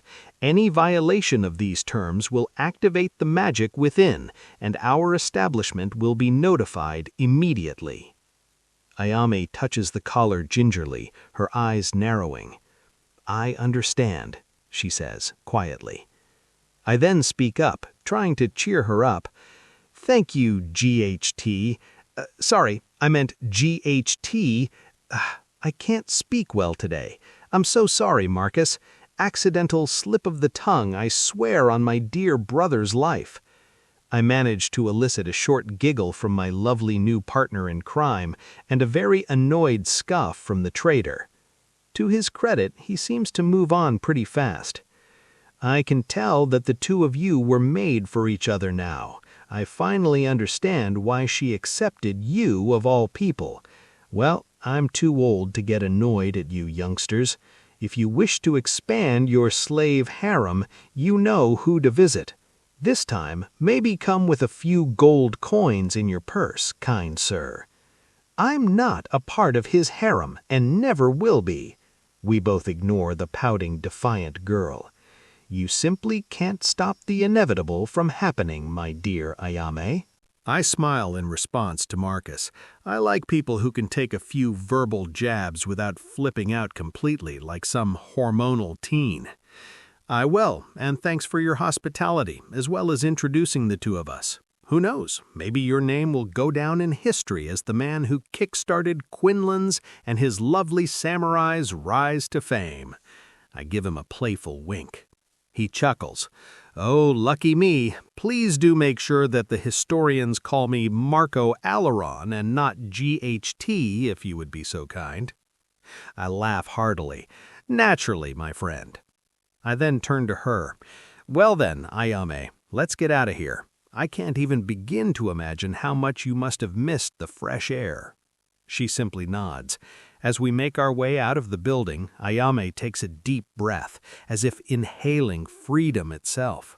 The open air and bustling streets of the city are a stark contrast to the dark, confined space she was kept in. I let the gorgeous girl bask in the sun as a free woman after a year of living in a cell as I wait patiently by her side, observing her reactions. So, what's our first move? Ayame speaks up after a minute, breaking the silence. And thanks for your patience, by the way. You're welcome. I'm not exactly clear on local prices, but we seriously need to buy some gear. I only have an iron spear, iron sword, and an iron helmet. I suppose you can take the sword for now. I look like a monkey when I flail it around, though I don't plan to remain a spearman long term. It can be a good tool to learn the ropes. She voices her approval. I then glance at her attire. But before all the serious stuff, we have to buy you some nice clothes. These dirty rags won't do at all. She looks at me appreciatively and then scans me from head to toe. I've been meaning to ask, what's with your wardrobe? Is this some new fashion trend that arrived while I was locked away? Indeed, I'm still in my hoodie, t-shirt, trousers, and Kobe Black Mamba edition sneakers, all black-colored because I was in my depressive emo state on the day of my transmigration. I stick out like a sore thumb. I really should buy some local stuff, huh? To answer your question, I come from a very distant land. Her eyes light up with excitement upon hearing that. You also hail from a different continent? And you've just migrated? Do you not have the leveling system there? That would explain why you are so weak despite looking to be over 20 years old. Ouch, she is pretty close to the truth, an amazing deduction from Miss Samurai. Something like that. I'm not confident in telling you more, but I will once we spend some time together and earn each other's trust without having to rely on the contract's binding nature. She nods with understanding and immediately drops the topic. Well, we have a very frugal budget, so I can't promise to dress you elegantly, but something comfortable and practical should be possible to attain. We also need to retain at least 1 silver for emergency funds. Let me see. That leaves us with 2 silver and 96 bronze coins to spend on clothes and other stuff. I've already bought some toiletries, but I only have 1 brush for teeth cleaning, so you need to get one as well. Sounds good. Comfortable and practical is exactly what we should get if we're going to be fighting monsters and doing other, less honorable things. My beautiful companion really isn't thrilled by the idea of doing underhanded actions, huh? It's not like I was planning to straight up become a hardcore criminal. I will just jump on good opportunities when they present themselves. such as the merchant carriage's ownerless crates ready to be sold being presented to me on a silver platter. All right, good to hear that you are not how I imagined a young, noble lady to be. Any clothing shop ideas? I've not yet been to one in Aldoria. Me neither. I was dragged here in chains, so I didn't exactly get to sightsee. Let's explore a bit then. We've got time until lunch. We start walking, but I stop abruptly. I don't want you hurting your feet by walking barefoot on these dirty streets. She shakes her head. It's fine. I can bear with it. I've been through much worse. I shake my head. This simply won't do. That might be the case, but I want you to look back on this day in the future as the day you were freed from your chains and had a brilliant, fresh start, which led to the best chapters of your life, not one where you had to nurse your bleeding and bruised feet, and with every step you took being painful for the entire next week. Ayame looks at me a bit more gently than previously. What do you suggest? We can rush to the nearest shoe shop and buy one there. I take the leather bag off my back and hand it to her, then I squat down in front of her with my back to her person. I suggest you get a free ride. This chariot has been approved by the queen herself. If there is a queen in this kingdom, that is. She ignores my light joke and looks at me hesitantly. What, you think I'm doing this to get to feel up your behind or something? Ayame doesn't reply verbally, but I can tell that the answer is a clear yes just by looking into her eyes. First of all, I'm greatly offended. I might be somewhat tempted by your enticing beauty, but I'm a true gentleman at heart. She scoffs with disbelief, which I ignore, of course. I don't understand why, but my lovely companion doesn't seem to have the greatest first impression of me. Second, did you forget your claws? You can just choke me out if I do something like that. She studies my face for a dozen seconds, looking for any hidden intentions. There are none, of course. Me getting to feel her tantalizing thighs in my hands and her chest squished into my back muscles, while her head is so close to me that she speaks directly into my ears, is more than enough of a reward. I don't need to grab her butt on day one. As my beloved father always said, slow and steady wins the race. Furthermore, I genuinely want to get to know her better, as I respect her person greatly. Not many people could endure what she did and remain sane. I want her to find her place in this world and enjoy life once again. I have no plans to abuse her authority over her to put her into ugly situations. An honest and noble-spirited girl like her would be absolutely disgusted by someone who came off too strong, with obvious intentions to get into her pants, in dirty rags in this case. I have a good alibi for my suggestion, so I should be good in her book. I hope. Ayame climbs onto my back and clings her arms together in front of my chest. I then hold her firmly by the underside of her smooth thighs. Actually, I'm amazed by how smooth it is to the touch. I expected her to be a bit hairy after living in captivity for over a year. Not only that, but her skin is smoother than even the skin of the few ladies I've gotten close to in my previous world, though I heard somewhere that Asian women have smoother skin than Western ones in general. I summon my inner scholar and immediately begin to write up multiple hypotheses to attempt an explanation for this strange but very welcome phenomenon of her body being completely hairless below her eyelashes. Well, at least those areas that I can see. 1. It is a known fact that she was cleaned by a caretaker before meeting me, so perhaps shaving was involved in that process, though the short time frame of said cleaning leaves me with many doubts regarding the validity of this hypothesis. 2. Multiple assistants were included in the cleaning process to make it swift yet thorough, but I was explicitly told that a caretaker will clean her up, or something along those lines, indicating that it was the work of a single person. 3. Humans, or at least women in this world, are simply less hairy than on Earth. I also lost my body hair during my transmigration, but I was under the impression that that was because of me becoming a primordial.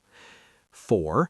Perhaps her unique bloodline from the faraway eastern continent is the one causing this pleasant occurrence. The only possible way to verify this is to rigorously examine other Oriental beauties. Yes, there's no other possible method of verification, and yes, they have to be beauties. 5.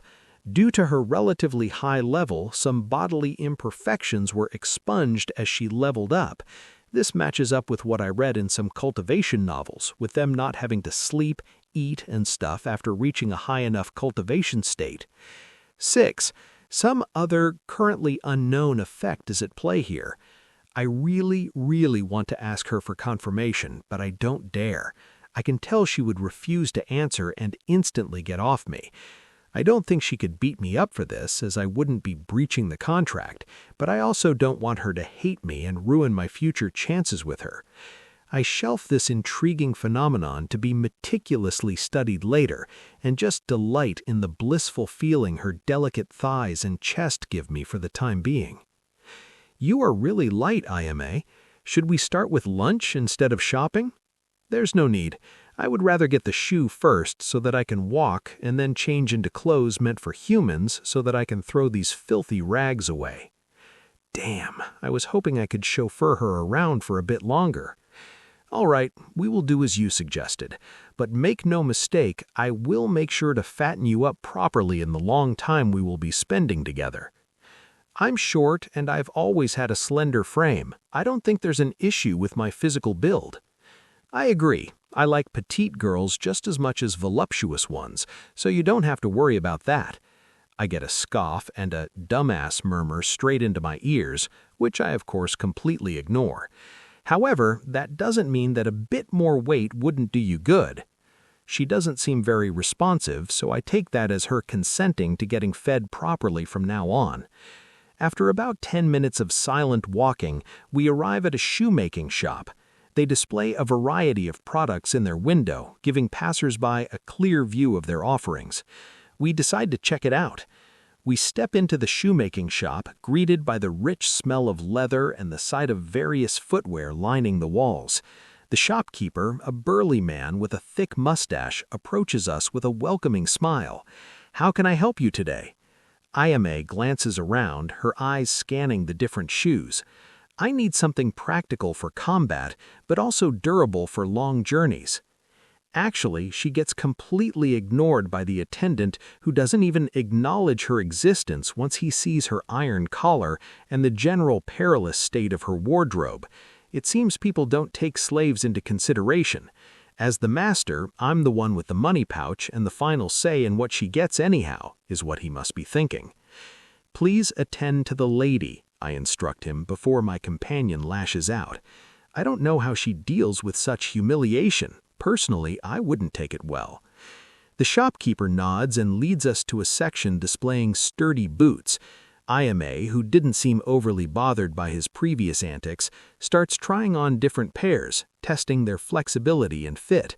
She moves with the grace of a seasoned warrior, and I can tell she's accustomed to finding the perfect balance between comfort and utility. As she tries on boots, I decide to look around and see if there's anything that might suit me. I pick up a pair of boots and examine them. They seem solid enough, but as soon as I put them on, I can feel the stiff leather digging into my feet. I wince and quickly take them off, muttering under my breath about how impossible it is to go from Kobe sneakers to medieval boots. The shopkeeper notices my discomfort and offers another pair. "These might be more to your liking, sir." I try them on, but there aren't any better. The fit is awkward and they lack the cushioning and support I've grown accustomed to. Frustrated, I set them aside and watch as IMA continues her search. My shoes are my least eye-catching piece of attire, so I decide to allow myself to at least keep those for now. Footwear is the most important part of one's wardrobe after good protective armor, if one wishes to explore the world and fight while doing so. It is smart to allow myself the comfort of wearing my current shoe. After trying on several pairs, IMA finally settles on a pair of boots that are both sturdy and comfortable. They have reinforced soles for combat and a snug fit that will keep her feet protected during long travels. She walks around in them, testing their flexibility and making sure they suit her needs. "These will do," she says with a satisfied nod. I can't help but feel a bit envious of her ability to adapt so quickly, though it's also true that she never had the pleasure of wearing a modern-day shoe. I bet she would absolutely love to wear a trainer shoe. I glance at the shopkeeper and shake my head. None of these are quite right for me. I'll have to keep looking elsewhere. The shopkeeper looks a bit disappointed but nods understandingly. It's not easy to find the perfect fit, especially if you're used to something specific. Thankfully, he doesn't bother me about my strange-looking sneakers. We pay for Ayame's boots and leave the shop. She looks content with her new footwear, while I can't help but feel a bit annoyed by my own unsuccessful search. "Ready for some proper clothes now?" I ask Ayame. Sadly, she no longer climbs onto my back.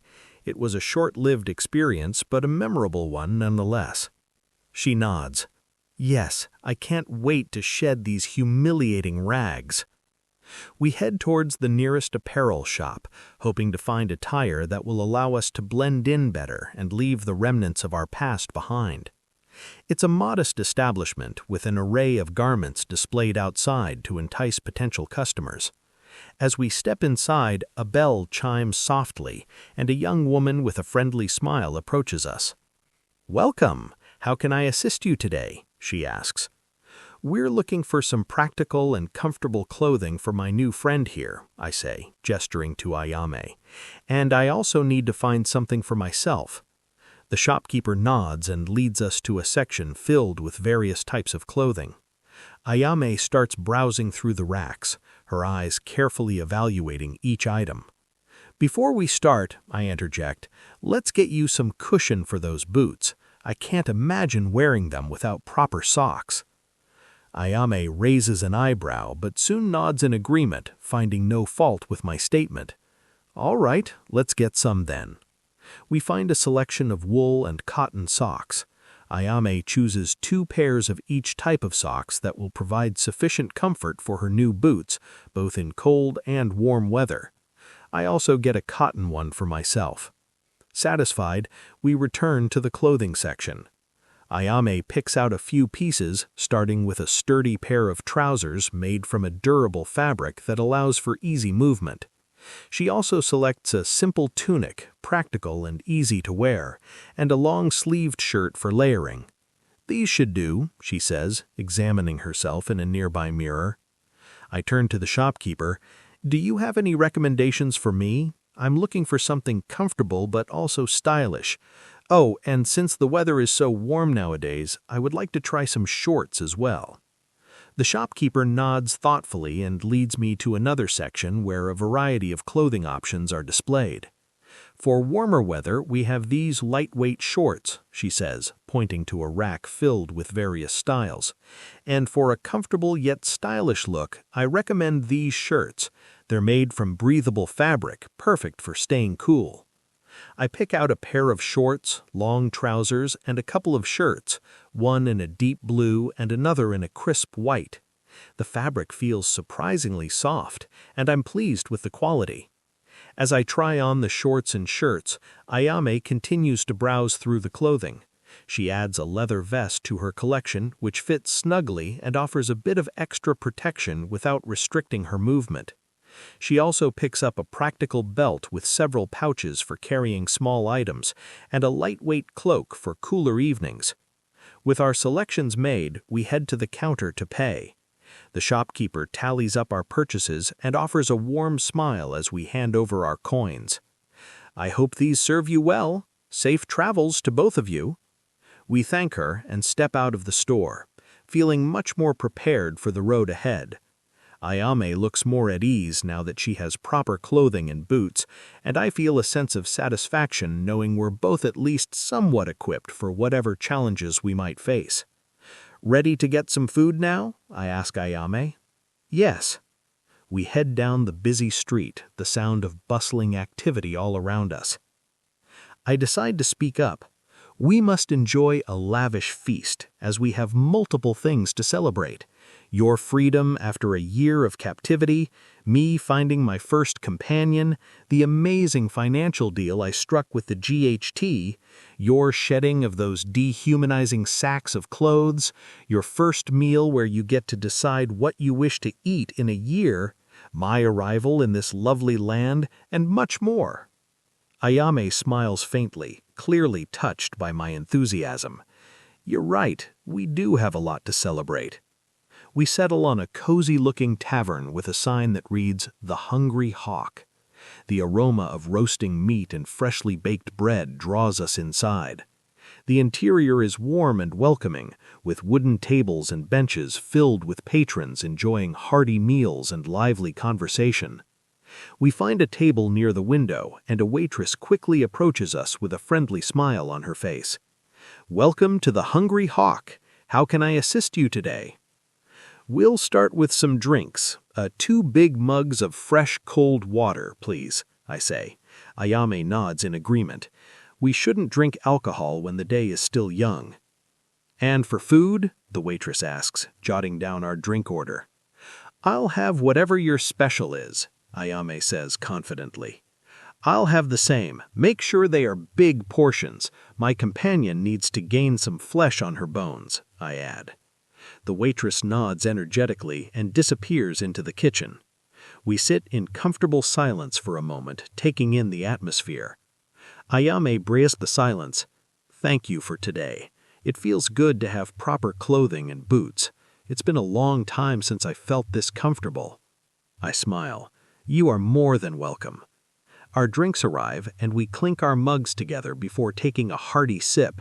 The water is surprisingly refreshing, and I can feel some of the tension from the day easing away as I rest in the comfort of the dining chair. I glance at Ayame, and I can't help but think how different she acts from what I would expect from a slave in her position. In the novels I've read, when the hero buys a slave and treats them with the bare minimum of respect, they can't believe the hero's kindness. Of course, Ayame is certainly grateful, as she had just expressed, but she doesn't kneel and kiss my feet for my otherworldly generosity. I understand that this is because she didn't have a master yet. If she had been cruelly mistreated for a long time and then experienced me treating her like a normal human being, maybe she would feel more grateful. But I'm not complaining. I'm happy to see her behave more like a normal person than a liberated object. As I said previously, I don't have a savior complex. Now that I think about it, if I ever feel like parading myself around as a savior, which I don't expect to happen, I should get a dogkin girl. If they've inherited the personality traits of their animal equivalents, a dog girl should be very loyal and grateful for the barest affection I show her. There's a reason why they are touted as humanity's best friends. If she has a good sense of smell, she could be a good scout. And since dogs are social creatures, she shouldn't have a big problem with me having a large harem. "So," I say, after I'm done with my internal theorizing session regarding the human and dogkin psyche's behavioral patterns, "what's our next move? We have gear, clothes, and soon food. What's the plan?" Ayame doesn't need to think for even a second to reply, with more energy than she usually exhibits. "We have to begin your training. Normally, I would say that we should train for a few weeks before you get the chance to fight monsters properly, but if my memory serves me well, there's a labyrinth in Aldoria. The first few floors are easy enough that I can ensure no harm comes your way. Maybe we can start your training while actually giving you a feel for real combat and earn some rewards while doing so." My eyes light up. "Labyrinth! Sounds amazing! Could you tell me how this labyrinth thingy functions?" She nods. "They're said to be created by the goddess herself to allow adventurer wannabes a chance to learn the ropes in a more controlled way than rushing into the wilderness to try their luck. A labyrinth is an artificially created dungeon, each believed to house at least 100 floors, though reaching such a high floor is a legendary feat you can only hear about from bards. Each floor is more difficult than the last, with the first floor only spawning a single level 1 monster in each chamber. That is where I intend to drill the basics into you. And yes, the monsters are also artificially created and respawn after a while. Oh, that sounds like a great way to farm XP. Ayame smiles at me mischievously. You're not the only one who thought this. Maybe due to the goddess's intervention or just the basic function of the labyrinths, monsters give a lot less XP and give less loot than natural monsters found in the wild. Damn, it was too good to be true. I should have seen a big fat butt coming at me from a mile away. She sees my dispiritedness and speaks up. That is not to say that a labyrinth can only function as a training ground. On the higher floors, I would say after floor 10, earning a living and leveling up at a good pace is possible. Of course, one needs to be strong enough to thrive there, as you die in the labyrinths just like outside if your HP reaches 0. There are many people who are exclusive labyrinth clearers. Instead of calling them adventurers, they have the title explorers. There's an explorer class for them too, so the goddess herself acknowledges labyrinth climbing as a viable profession. Actually, leveling up one's explorer class to 50 is the requirement to unlock the rare adventurous pioneer class, which is a strict upgrade in all aspects when compared to the previous one. Interesting. I can't help but smile at my cute and reserved samurai's talkative nature when it comes to this topic. She really is a combatant at heart. It's not like she becomes an antisocial recluse that refuses to speak normally, as we did have some conversations while shopping and such, but now she really is in her element. Our food arrives, interrupting our conversation. The plates are piled high with roasted meat, vegetables, and thick slices of bread. It smells heavenly, and my stomach growls in anticipation. Let's eat first, I say with a grin. We can plan more after we've filled our bellies. Ayame nods eagerly, and we dig in. The food is as delicious as it smells, and we both eat with gusto. Watching the great appetite with which she was feeding herself filled me with a strange sense of happiness and fulfillment for some reason. I guess doing good for someone else for a change isn't so horrible. My parents always said that gifting feels better than receiving, a sentiment I never understood when I was on Earth. As we finish our meal, I ask for the bill, and after paying, we go on our merry way. After today's expenses, I have a single silver and 72 bronze coins left in my pouch, which means we've spent over 2 silver today. I'm not frustrated, as getting proper clothing was important, and we bought more than one of each type, so we don't have to wait around while sitting on our thumbs for them to dry off after washing them. Ayame also got a pretty decent pair of shoes, which is a crucial expense that I didn't want to skimp on. I was hopeful that we could buy some makeshift armor at the start of our shopping trip, but that was quickly shot down. According to Ayame, even good leather armor costs a lot relative to the cheap clothes we bought, so first we need to make some money. We head back to the inn where I stayed yesterday to grab my 2 weapons and single armor piece. As I'm checking out of the room, the receptionist/owner tells me that I can leave my stuff in their storage area since I have a lot of unnecessary items on my person, and come back for it later today, which I'm happy to take him up on. I didn't want to haul all of our newly acquired clothing and toiletry items on my back. As we head out, Ayame tells me to hand over the bag to her because she should be the one carrying it, since she is much stronger, and also because I will be the one doing the fighting today. She doesn't need to say it twice. I swiftly oblige. We ask around for directions from the locals, and then head towards Aldoria's labyrinth to finally have my first combat experience. I'm thrilled beyond words. As we walk through the bustling streets of Aldoria, the atmosphere gradually changes.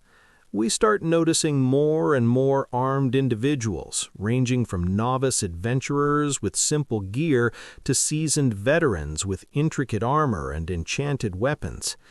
The air is thick with anticipation and a sense of purpose, as these adventurers all share a common goal, conquering the labyrinth floors to get stronger and richer.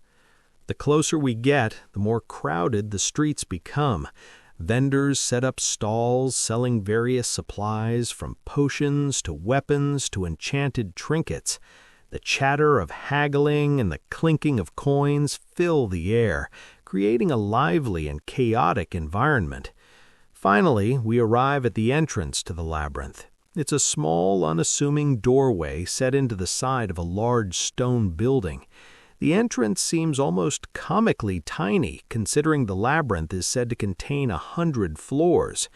Clearly, some dimensional magic is at play, making the interior much larger than it appears from the outside. I stop for a moment to take it all in. The entrance is flanked by 4 imposing knights, each clad in gleaming armor and holding a formidable weapon. A small line of people is formed, waiting to enter the labyrinth. The adventurers in line range from eager and nervous newcomers to grizzled veterans, all waiting their turn to face the challenges within.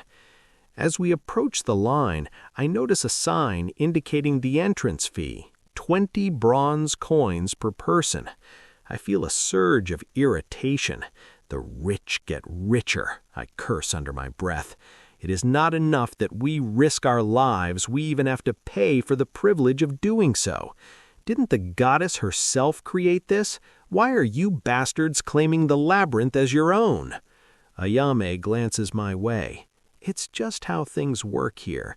Please don't make a scene by attempting to sneak past the knights. They are all very strong, more so than me. They will sense you coming from a mile away, even if you try to sneak by them at the most opportune moment when none of them are looking your way. Naturally, I'm not that foolish. 40 bronze coins is a huge price that I'm definitely unhappy to pay, but I'm not going to get my limbs chopped off for this shit. Begrudgingly, I nod and fish out the coins from my pouch when it's our turn. We hand over our payment to one of the knights, who gives us a cursory glance before stepping aside to let us through. The coins clink heavily in his hand, causing my heart to contort in agony. This should be called sound torture. Even through his full helmet, I can tell that he is smirking, and he clinked the coins on purpose to fuck with me. Seeing our humble weapons and clothes must make him think we are farmers tired of field work and wish to strike it big or something along those lines.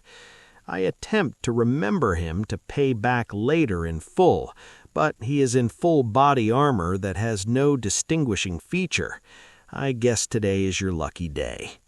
As we step through the small doorway, the world shifts around us. The narrow entrance gives way to a vast, cavernous space. Dim, glowing crystals embedded in the walls provide eerie illumination, casting long shadows across the stone floor. The air is cool and slightly damp, carrying the faint echo of distant sounds. "This is it," Ayame says softly, her eyes scanning the surroundings with a mix of caution and excitement. "We've entered Aldoria's labyrinth." As we venture deeper into the labyrinth, the dim glow of the crystals and the echo of our footsteps create an eerie ambiance. Ayame walks beside me, her eyes sharp and alert. "On the first floor," Ayame begins, "we'll only encounter 3 types of weak monsters, though which ones exactly I can't say, as it changes with every labyrinth. In my hometown, the first level was occupied by slime crawlers, stone sprites, and shadow rats." I nod, listening to her with rapt attention. "So we might face something similar here, or it could be entirely different." "Exactly," she confirms. "We need to stay vigilant. The creatures on the first floor won't be strong, but they can still be dangerous if we underestimate them." She continues, "Also, be aware that other labyrinth clearers will be present, especially on the lower floors. We have to be cautious around them. It's rare for explorers to fight each other, but it does happen. There's an unwritten rule among explorers. Each party must wait outside the next corridor until the current party defeats the monster inside. Once the monster respawns, it's their turn to fight. However, since this is an actual labyrinth with many possible routes, if we see a crowd waiting somewhere, we can always just take another path. Got it. We continue through the labyrinth, the sound of distant battles occasionally echoing through the corridors. The first chamber we approach is empty, allowing us to advance without delay. I grip my weapon tightly, ready for my first real fight. "Stay close to me," Ayame instructs. "I'll guide you through the basics of combat. Just remember what we discussed earlier." We step into the next corridor, the tension building in me as we prepare to face whatever challenge lies ahead. Ayame abruptly stops and holds up a hand, signaling me to be quiet. We hear a low, guttural growl echoing through the corridor. "Be ready," she whispers. "This will be your first battle." We step forward, and the source of the growl comes into view, a giant insect with jagged mandibles and glowing blue eyes. It's larger than any bug I've ever seen, its exoskeleton gleaming at me menacingly. "That's a steel carapace beetle," Ayame identifies. "Be careful, their exoskeleton is tough, but they have weak points near the joints." She takes a defensive stance, and I ready my iron spear. The steel carapace beetle lunges at us, but Ayame steps in front, effortlessly deflecting its attack with her blade. She gestures for me to move in. "Now, strike at its joints," she commands. I take a deep breath, channeling my pumping adrenaline into determination. I thrust my spear at the beetle, aiming for the joint near its front leg. The spear pierces through the weak spot, and the creature screeches in pain. It retaliates, snapping its mandibles at me, but Ayame steps in, deflecting the attack.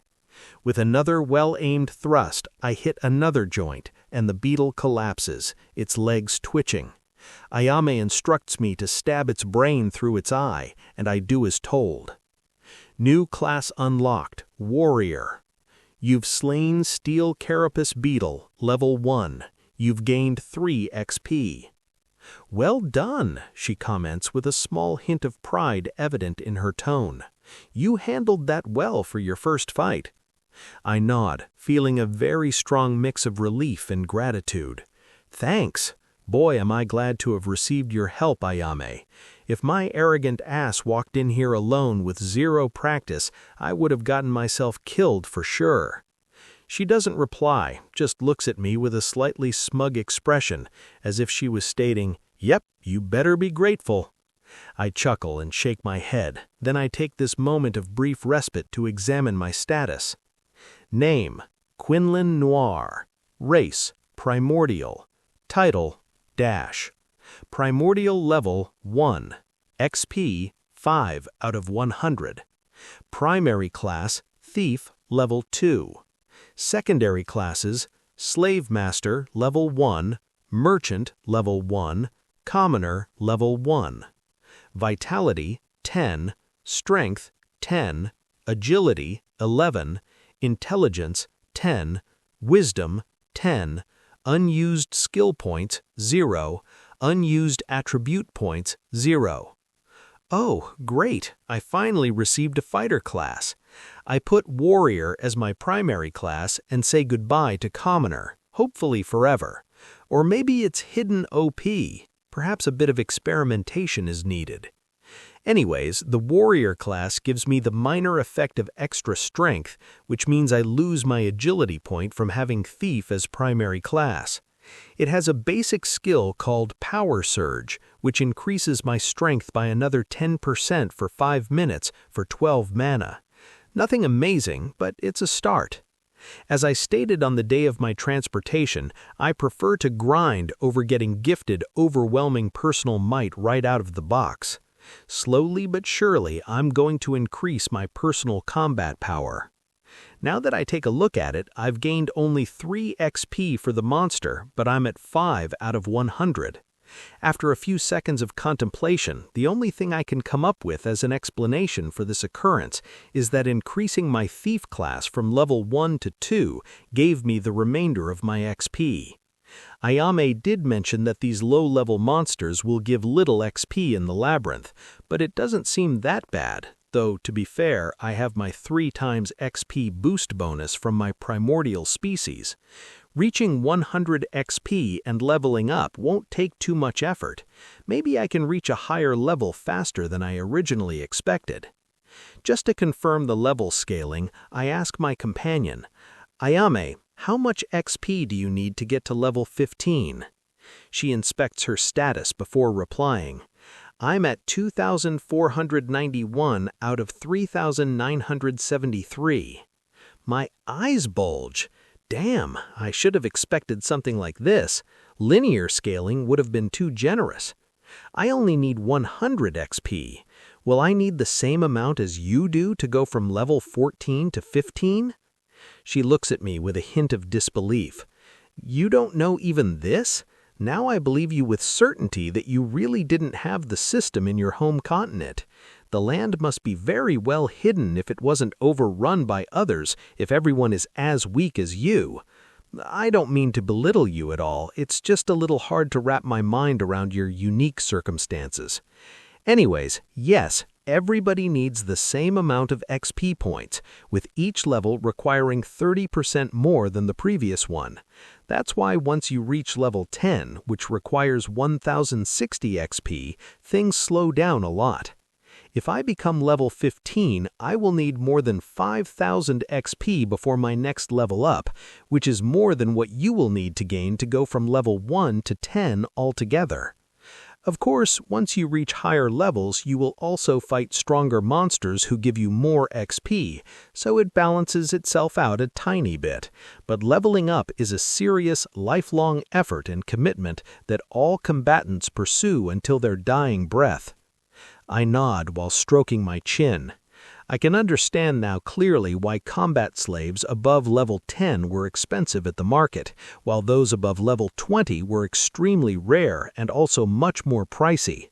There's little I can do but grit my teeth and grind XP. What I am very happy about is that I have no time limit. I absolutely despise games where a clock is ticking down and pressuring me. Here I have to grind, yes, but I can progress at my ideal pace. There will be no game over if I don't become level X in Y hours, allowing me to take a more exploratory approach to my newfound life. In the meantime, the beetle corpse dissipated into nothingness, but it left behind a palm-sized piece of its sturdy exoskeleton. I hope they are worth a few coins. I kneel down to pick it up and open the bag on Ayame's back to store it inside. We then continue down the corridor, encountering a few more steel carapace beetles. Each battle becomes a bit easier as I get used to the rhythm of combat and the weight of my spear. Ayame guides me through each encounter, offering tips and correcting my stance and other mistakes along the way. Keep your feet shoulder-width apart, she instructs, adjusting my stance. You need a solid base to maintain balance. I nod, widening my stance as she demonstrated. The next steel carapace beetle lunges at us, and I feel more stable as I thrust my spear. Better, Ayame praises. Now, keep your elbows in when you strike. It will give you more control and power. I adjust my grip, pulling my elbows closer to my body. I thrust again, feeling a noticeable difference in the strength behind my attack. Well done, she says with sharp eyes, as she observes all my movements with great scrutiny. And remember to always keep your guard up after each strike. I focus on her advice, bringing my spear back to a defensive position after each attack. When it charges at us, I maintain my guard, ready for its attack. Ayame blocks its charge, giving me the opportunity to strike at its vulnerable side. Good. But don't forget to pivot on your back foot, she added, then demonstrated with a quick turn. It helps you move faster and dodge attacks more effectively. I mimic her movement, pivoting on my back foot as the creature swings its thorny tail. The maneuver allows me to evade the attack and counter with a precise thrust to its underbelly. I never studied martial arts before, so I can't compare her to anyone, but I feel that she's a great teacher. I like that she is very patient and calm. My basketball coach used to make me feel afraid of making mistakes, so rather than trying new moves, I always went for the most surefire one, which resulted in consistency, but I got bored of the sport as it felt way too stressful and unrewarding. I quit and became a league gamer. Let me say that this wasn't the greatest choice of my life. I once even broke my wrist while playing when I hit my desk out of frustration. Ahem. Moving on from the trivia regarding my dark past, with Ayame as my coach, I feel free to experiment. She is vigilant and ready to step in before I get into harm's way, but otherwise remains in the background, letting me do my own thing. As we turn a corner, we come across a creature that Ayame titles as a shadow wisp. This creature is a small floating ball of darkness with piercing red eyes and tendrils of shadow trailing behind it. They're fast and tend to attack with quick jabs, stay close to me, and strike with precision. My cute monster Wikipedia sure is reliable. She recognized all monster types we encountered in an instant and knew their tendencies like the back of her hand. I wonder how many hours she spent studying them. The wisp darts at us, its movements swift and erratic. Ayame deflects its attacks with her blade, creating openings for me to thrust my spear. I manage to pierce the wisp, its form disintegrating into 3 smaller shadowy wisps. One wisp charges at me, but Ayame intercepts it with a precise slash, sending it crashing to the ground. I quickly finish off the rest, watching as their bodies dissolve into nothingness. Great! You're quickly getting the hang of it. We press on, and soon we encounter a brambleback, the last enemy type of the floor, which is a large creature with a body covered in sharp thorns and a menacing snarl. Ayame takes the lead, blocking the brambleback's initial charge with her blade.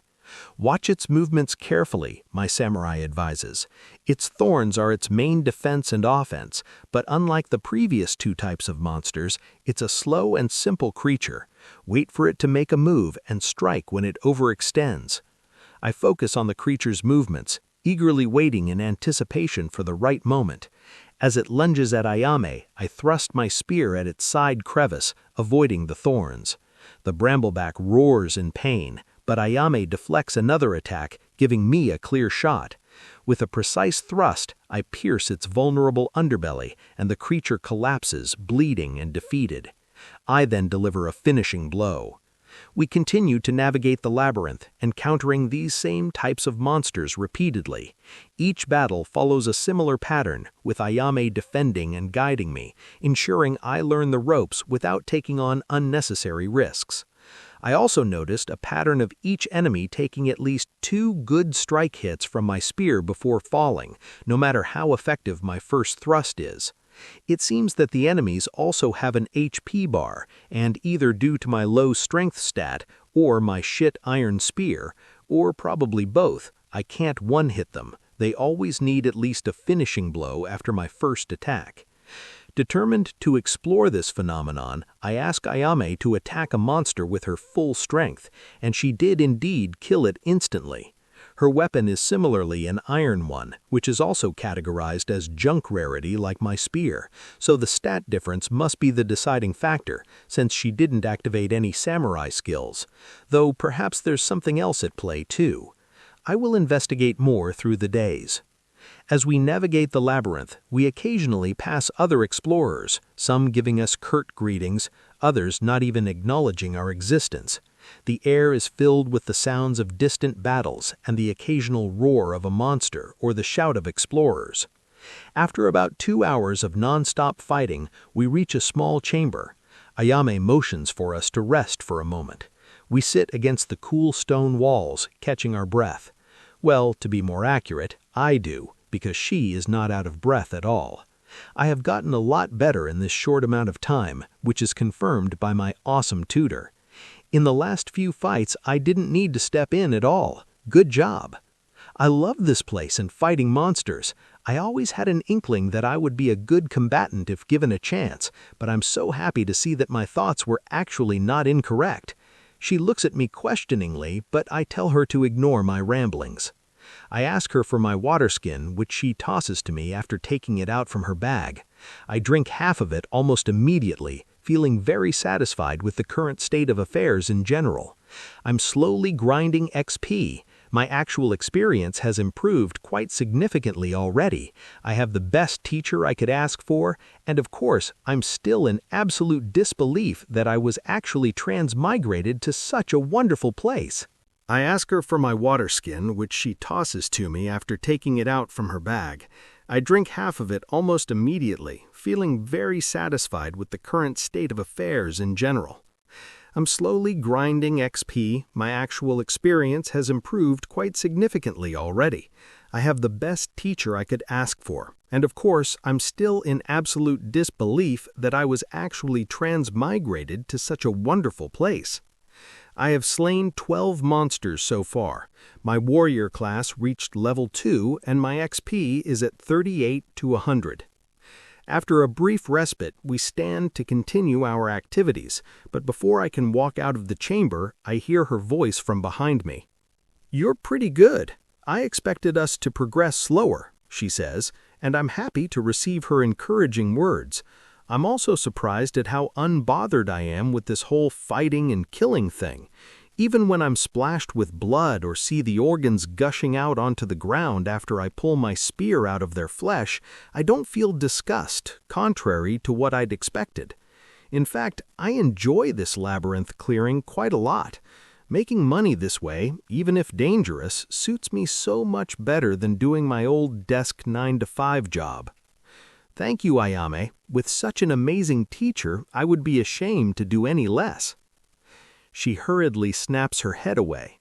Wait, I just made her blush? Whenever I flirted with her before, she just got annoyed at me. I'm glad you think so. You are my first student, so I wasn't sure how I would perform in this new role of mine. I'm the first? Then you should be even prouder. I was sure that you had taught at least a dozen students before me. She refuses to face my way, but while before I was uncertain, now, though, I'm sure she is blushing. Sadly for me, she is blushing because her first student called her a great combat educator, and not because she is flustered by my flirting. At least I finally found her weak point. If I keep improving at a rapid rate and impress her, I should have a good chance later down the line to turn it into more. Though, of course, I will also keep flirting with her. It's just too much fun to quit cold turkey. "Why do you consider me a great teacher?" she inquires softly after a few seconds of silence. I respond with a torrent of praise, a torrent I didn't even need a second to conjure. "I think it's because your personality is very compatible with mine. I love how composed and considerate you are with me. Your attitude is not overbearing at all, letting me experience everything at my own pace while observing patiently. I also love how kind and uncomplaining you are. Even if I make a mistake, or worse, repeat one I already committed once before, you don't flip out at me, but repeat what I should have done differently with amazing serenity and endless patience in your tone. Not only are you an extremely cute and beautiful girl, but also a serious, diligent, and forbearing teacher and combatant. All that is to say, I'm amazed at how great of a person you really are. I'm glad I got the chance to meet you, Ayame." She turns and glances at me for a few seconds, probably to ascertain if I'm sincere or just flirty as usual. I meant everything I said, so I respond to her questioning eyes by giving off an aura of certainty, accompanied by a happy, encouraging smile. Finally, I can see her flustered expression, and just as expected, she is way too adorable. Her slightly red cheeks, her uncertain eyes which seem undecided between being pleased, overjoyed, and annoyed, probably due to my cute and beautiful girl comment, create a lovely end result that I know I won't forget for a very long time. She averts her gaze once more. "Thanks. I'm glad that you think so highly of me as your instructor.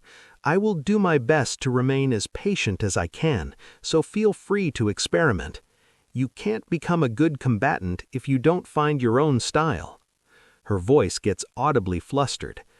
"And I suppose I'm also happy to have met you. I'm glad and proud of myself for remaining steadfast in my resilience, despite the cruel situation I found myself in to decline so many prospective buyers as I waited for the best one. I could have gone with a lot of them and enjoyed the outside world much sooner, but instead I waited and waited, chained to a bed and utterly humiliated every single day. The strong girl that had such an imposing aura as she easily fought off any monsters for the past few hours was nowhere to be seen, replaced by one that seemed visibly vulnerable. She appeared so small and weak in this moment. I thought that over the year-long captivity of hers, she would get these emotions under control, that she cried out all her tears out already and was now just on a path of vengeance. But boy, was I wrong. How can you get over her trauma in a year, if ever? If my cherished mother or father betrayed me and sold me into a life of slavery, I would most likely become a complete emotional wreck, a shell of a human being devoid of feelings for the rest of my life. I, as a man and her teammate, couldn't just keep watching as I finally realized just how troubled she really was. I approached her and put my arm on her shoulder. To be honest, I really wanted to hug her properly, but she might get startled or outright offended if I were to act on such an impulse. She flinches at my touch, but doesn't make a move otherwise. Then I begin to speak in a gentle, encouraging tone. Ayame, you are absolutely correct in that you should be proud of yourself. You got dealt a hand so horrible that just thinking about it makes me tremble with anger.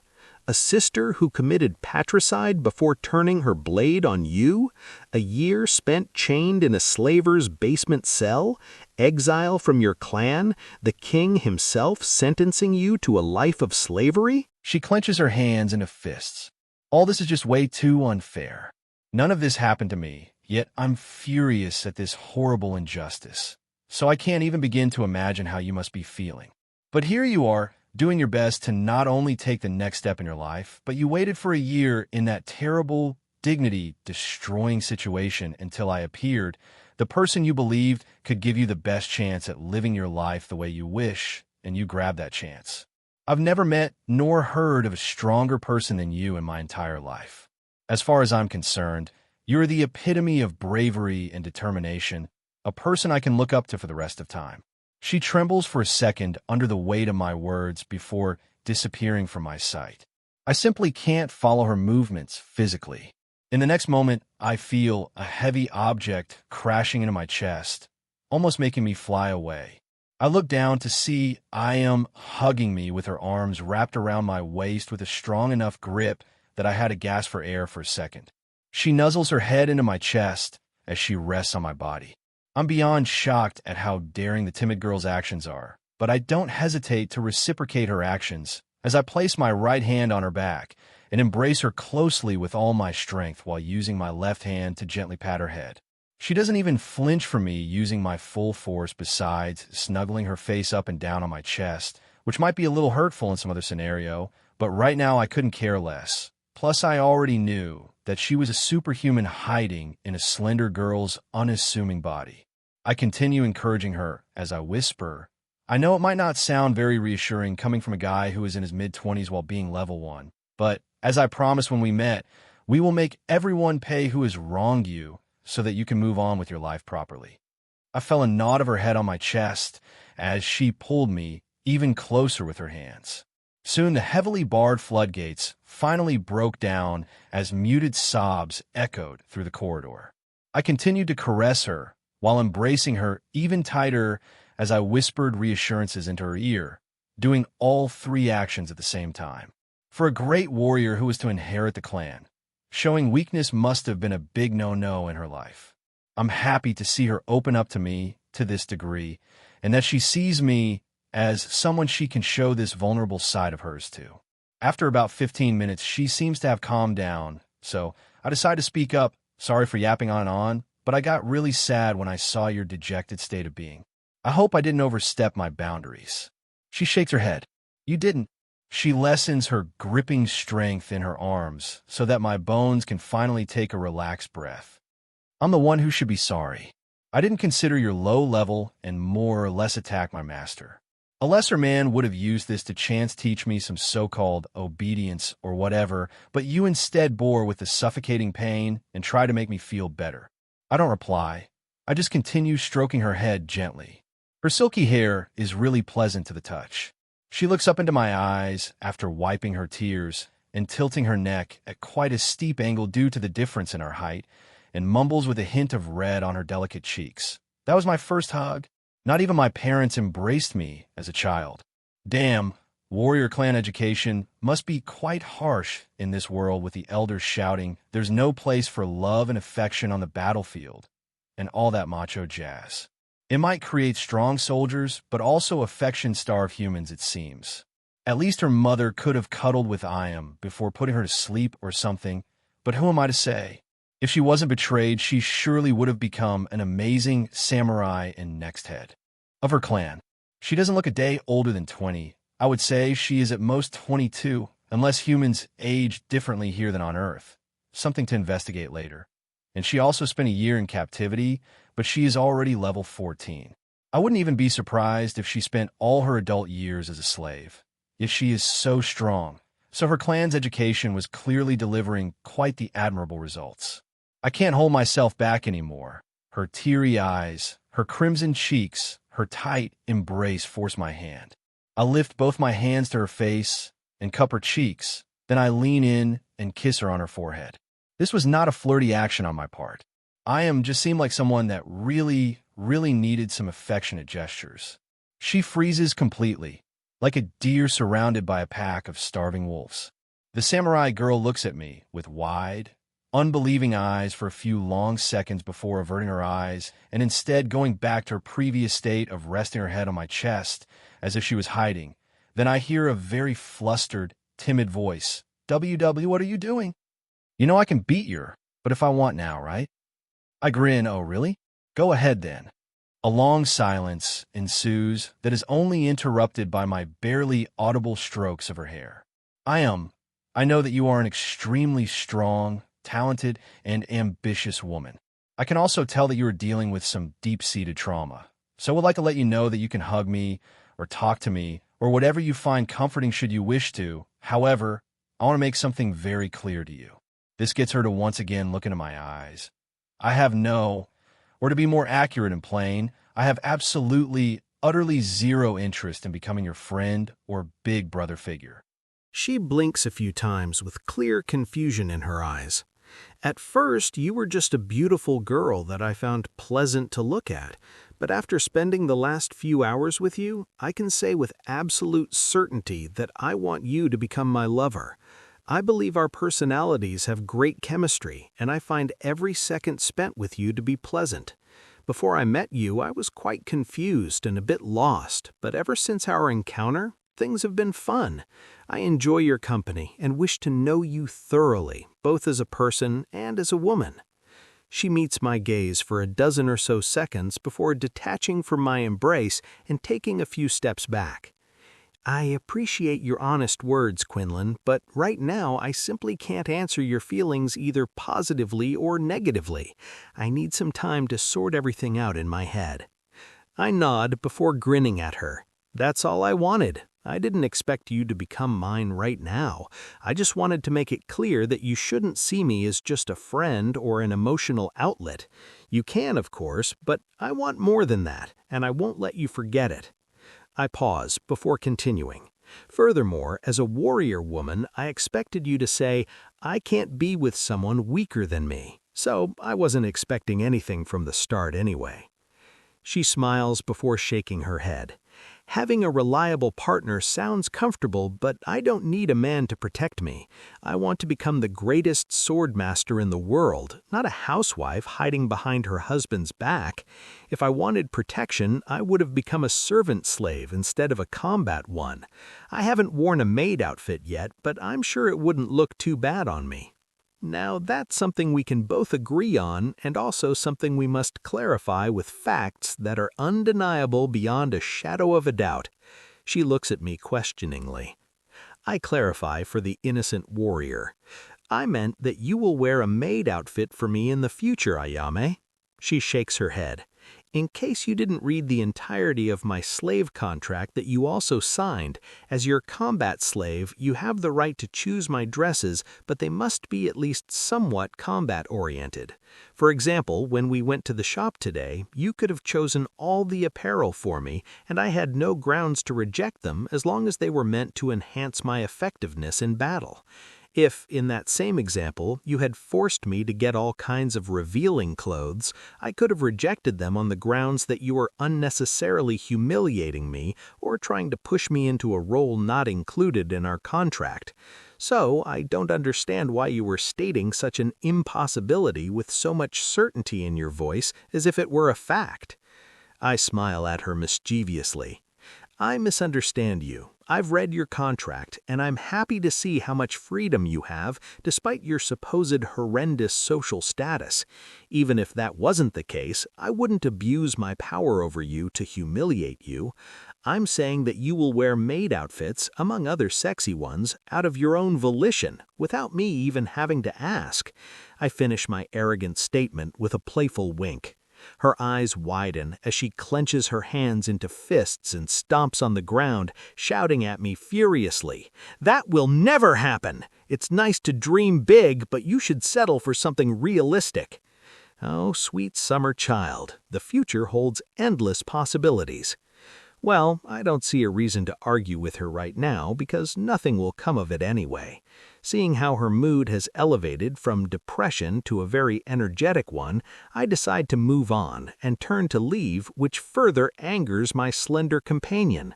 I hear a "don't ignore me" shout, but I ignore that as well. We spend the next few hours clearing corridors on the first floor. I'm really getting into it now.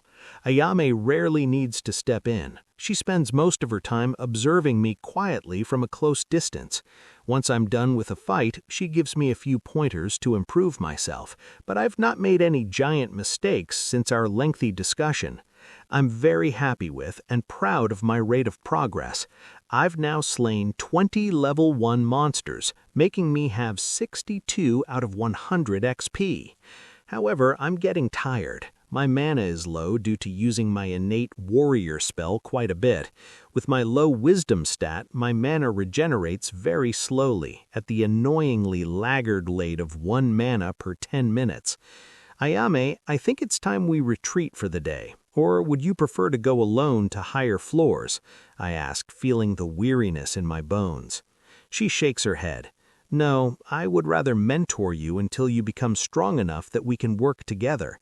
The faster we become a real team, the better off the both of us are. If I just start going alone, it will be even longer before you catch up. With my 3x XP rate, that might be sooner than she expects. I'm interested to see her surprised face when she realizes it, but for now, I decide to keep it to myself.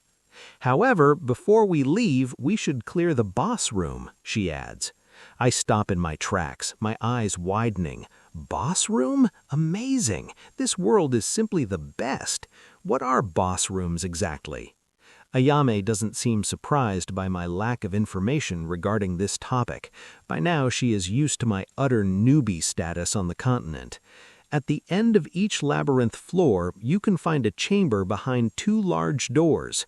In each of these boss rooms, a single entity spawns, and they are an upgraded version of one of the monsters found on their respective floor. So, in our case, the boss will be an upgraded version of a Speel carapace beetle, a shadow wisp, or a brambleback, but it will still be level 1. Once we beat the boss, we gain access to the next floor.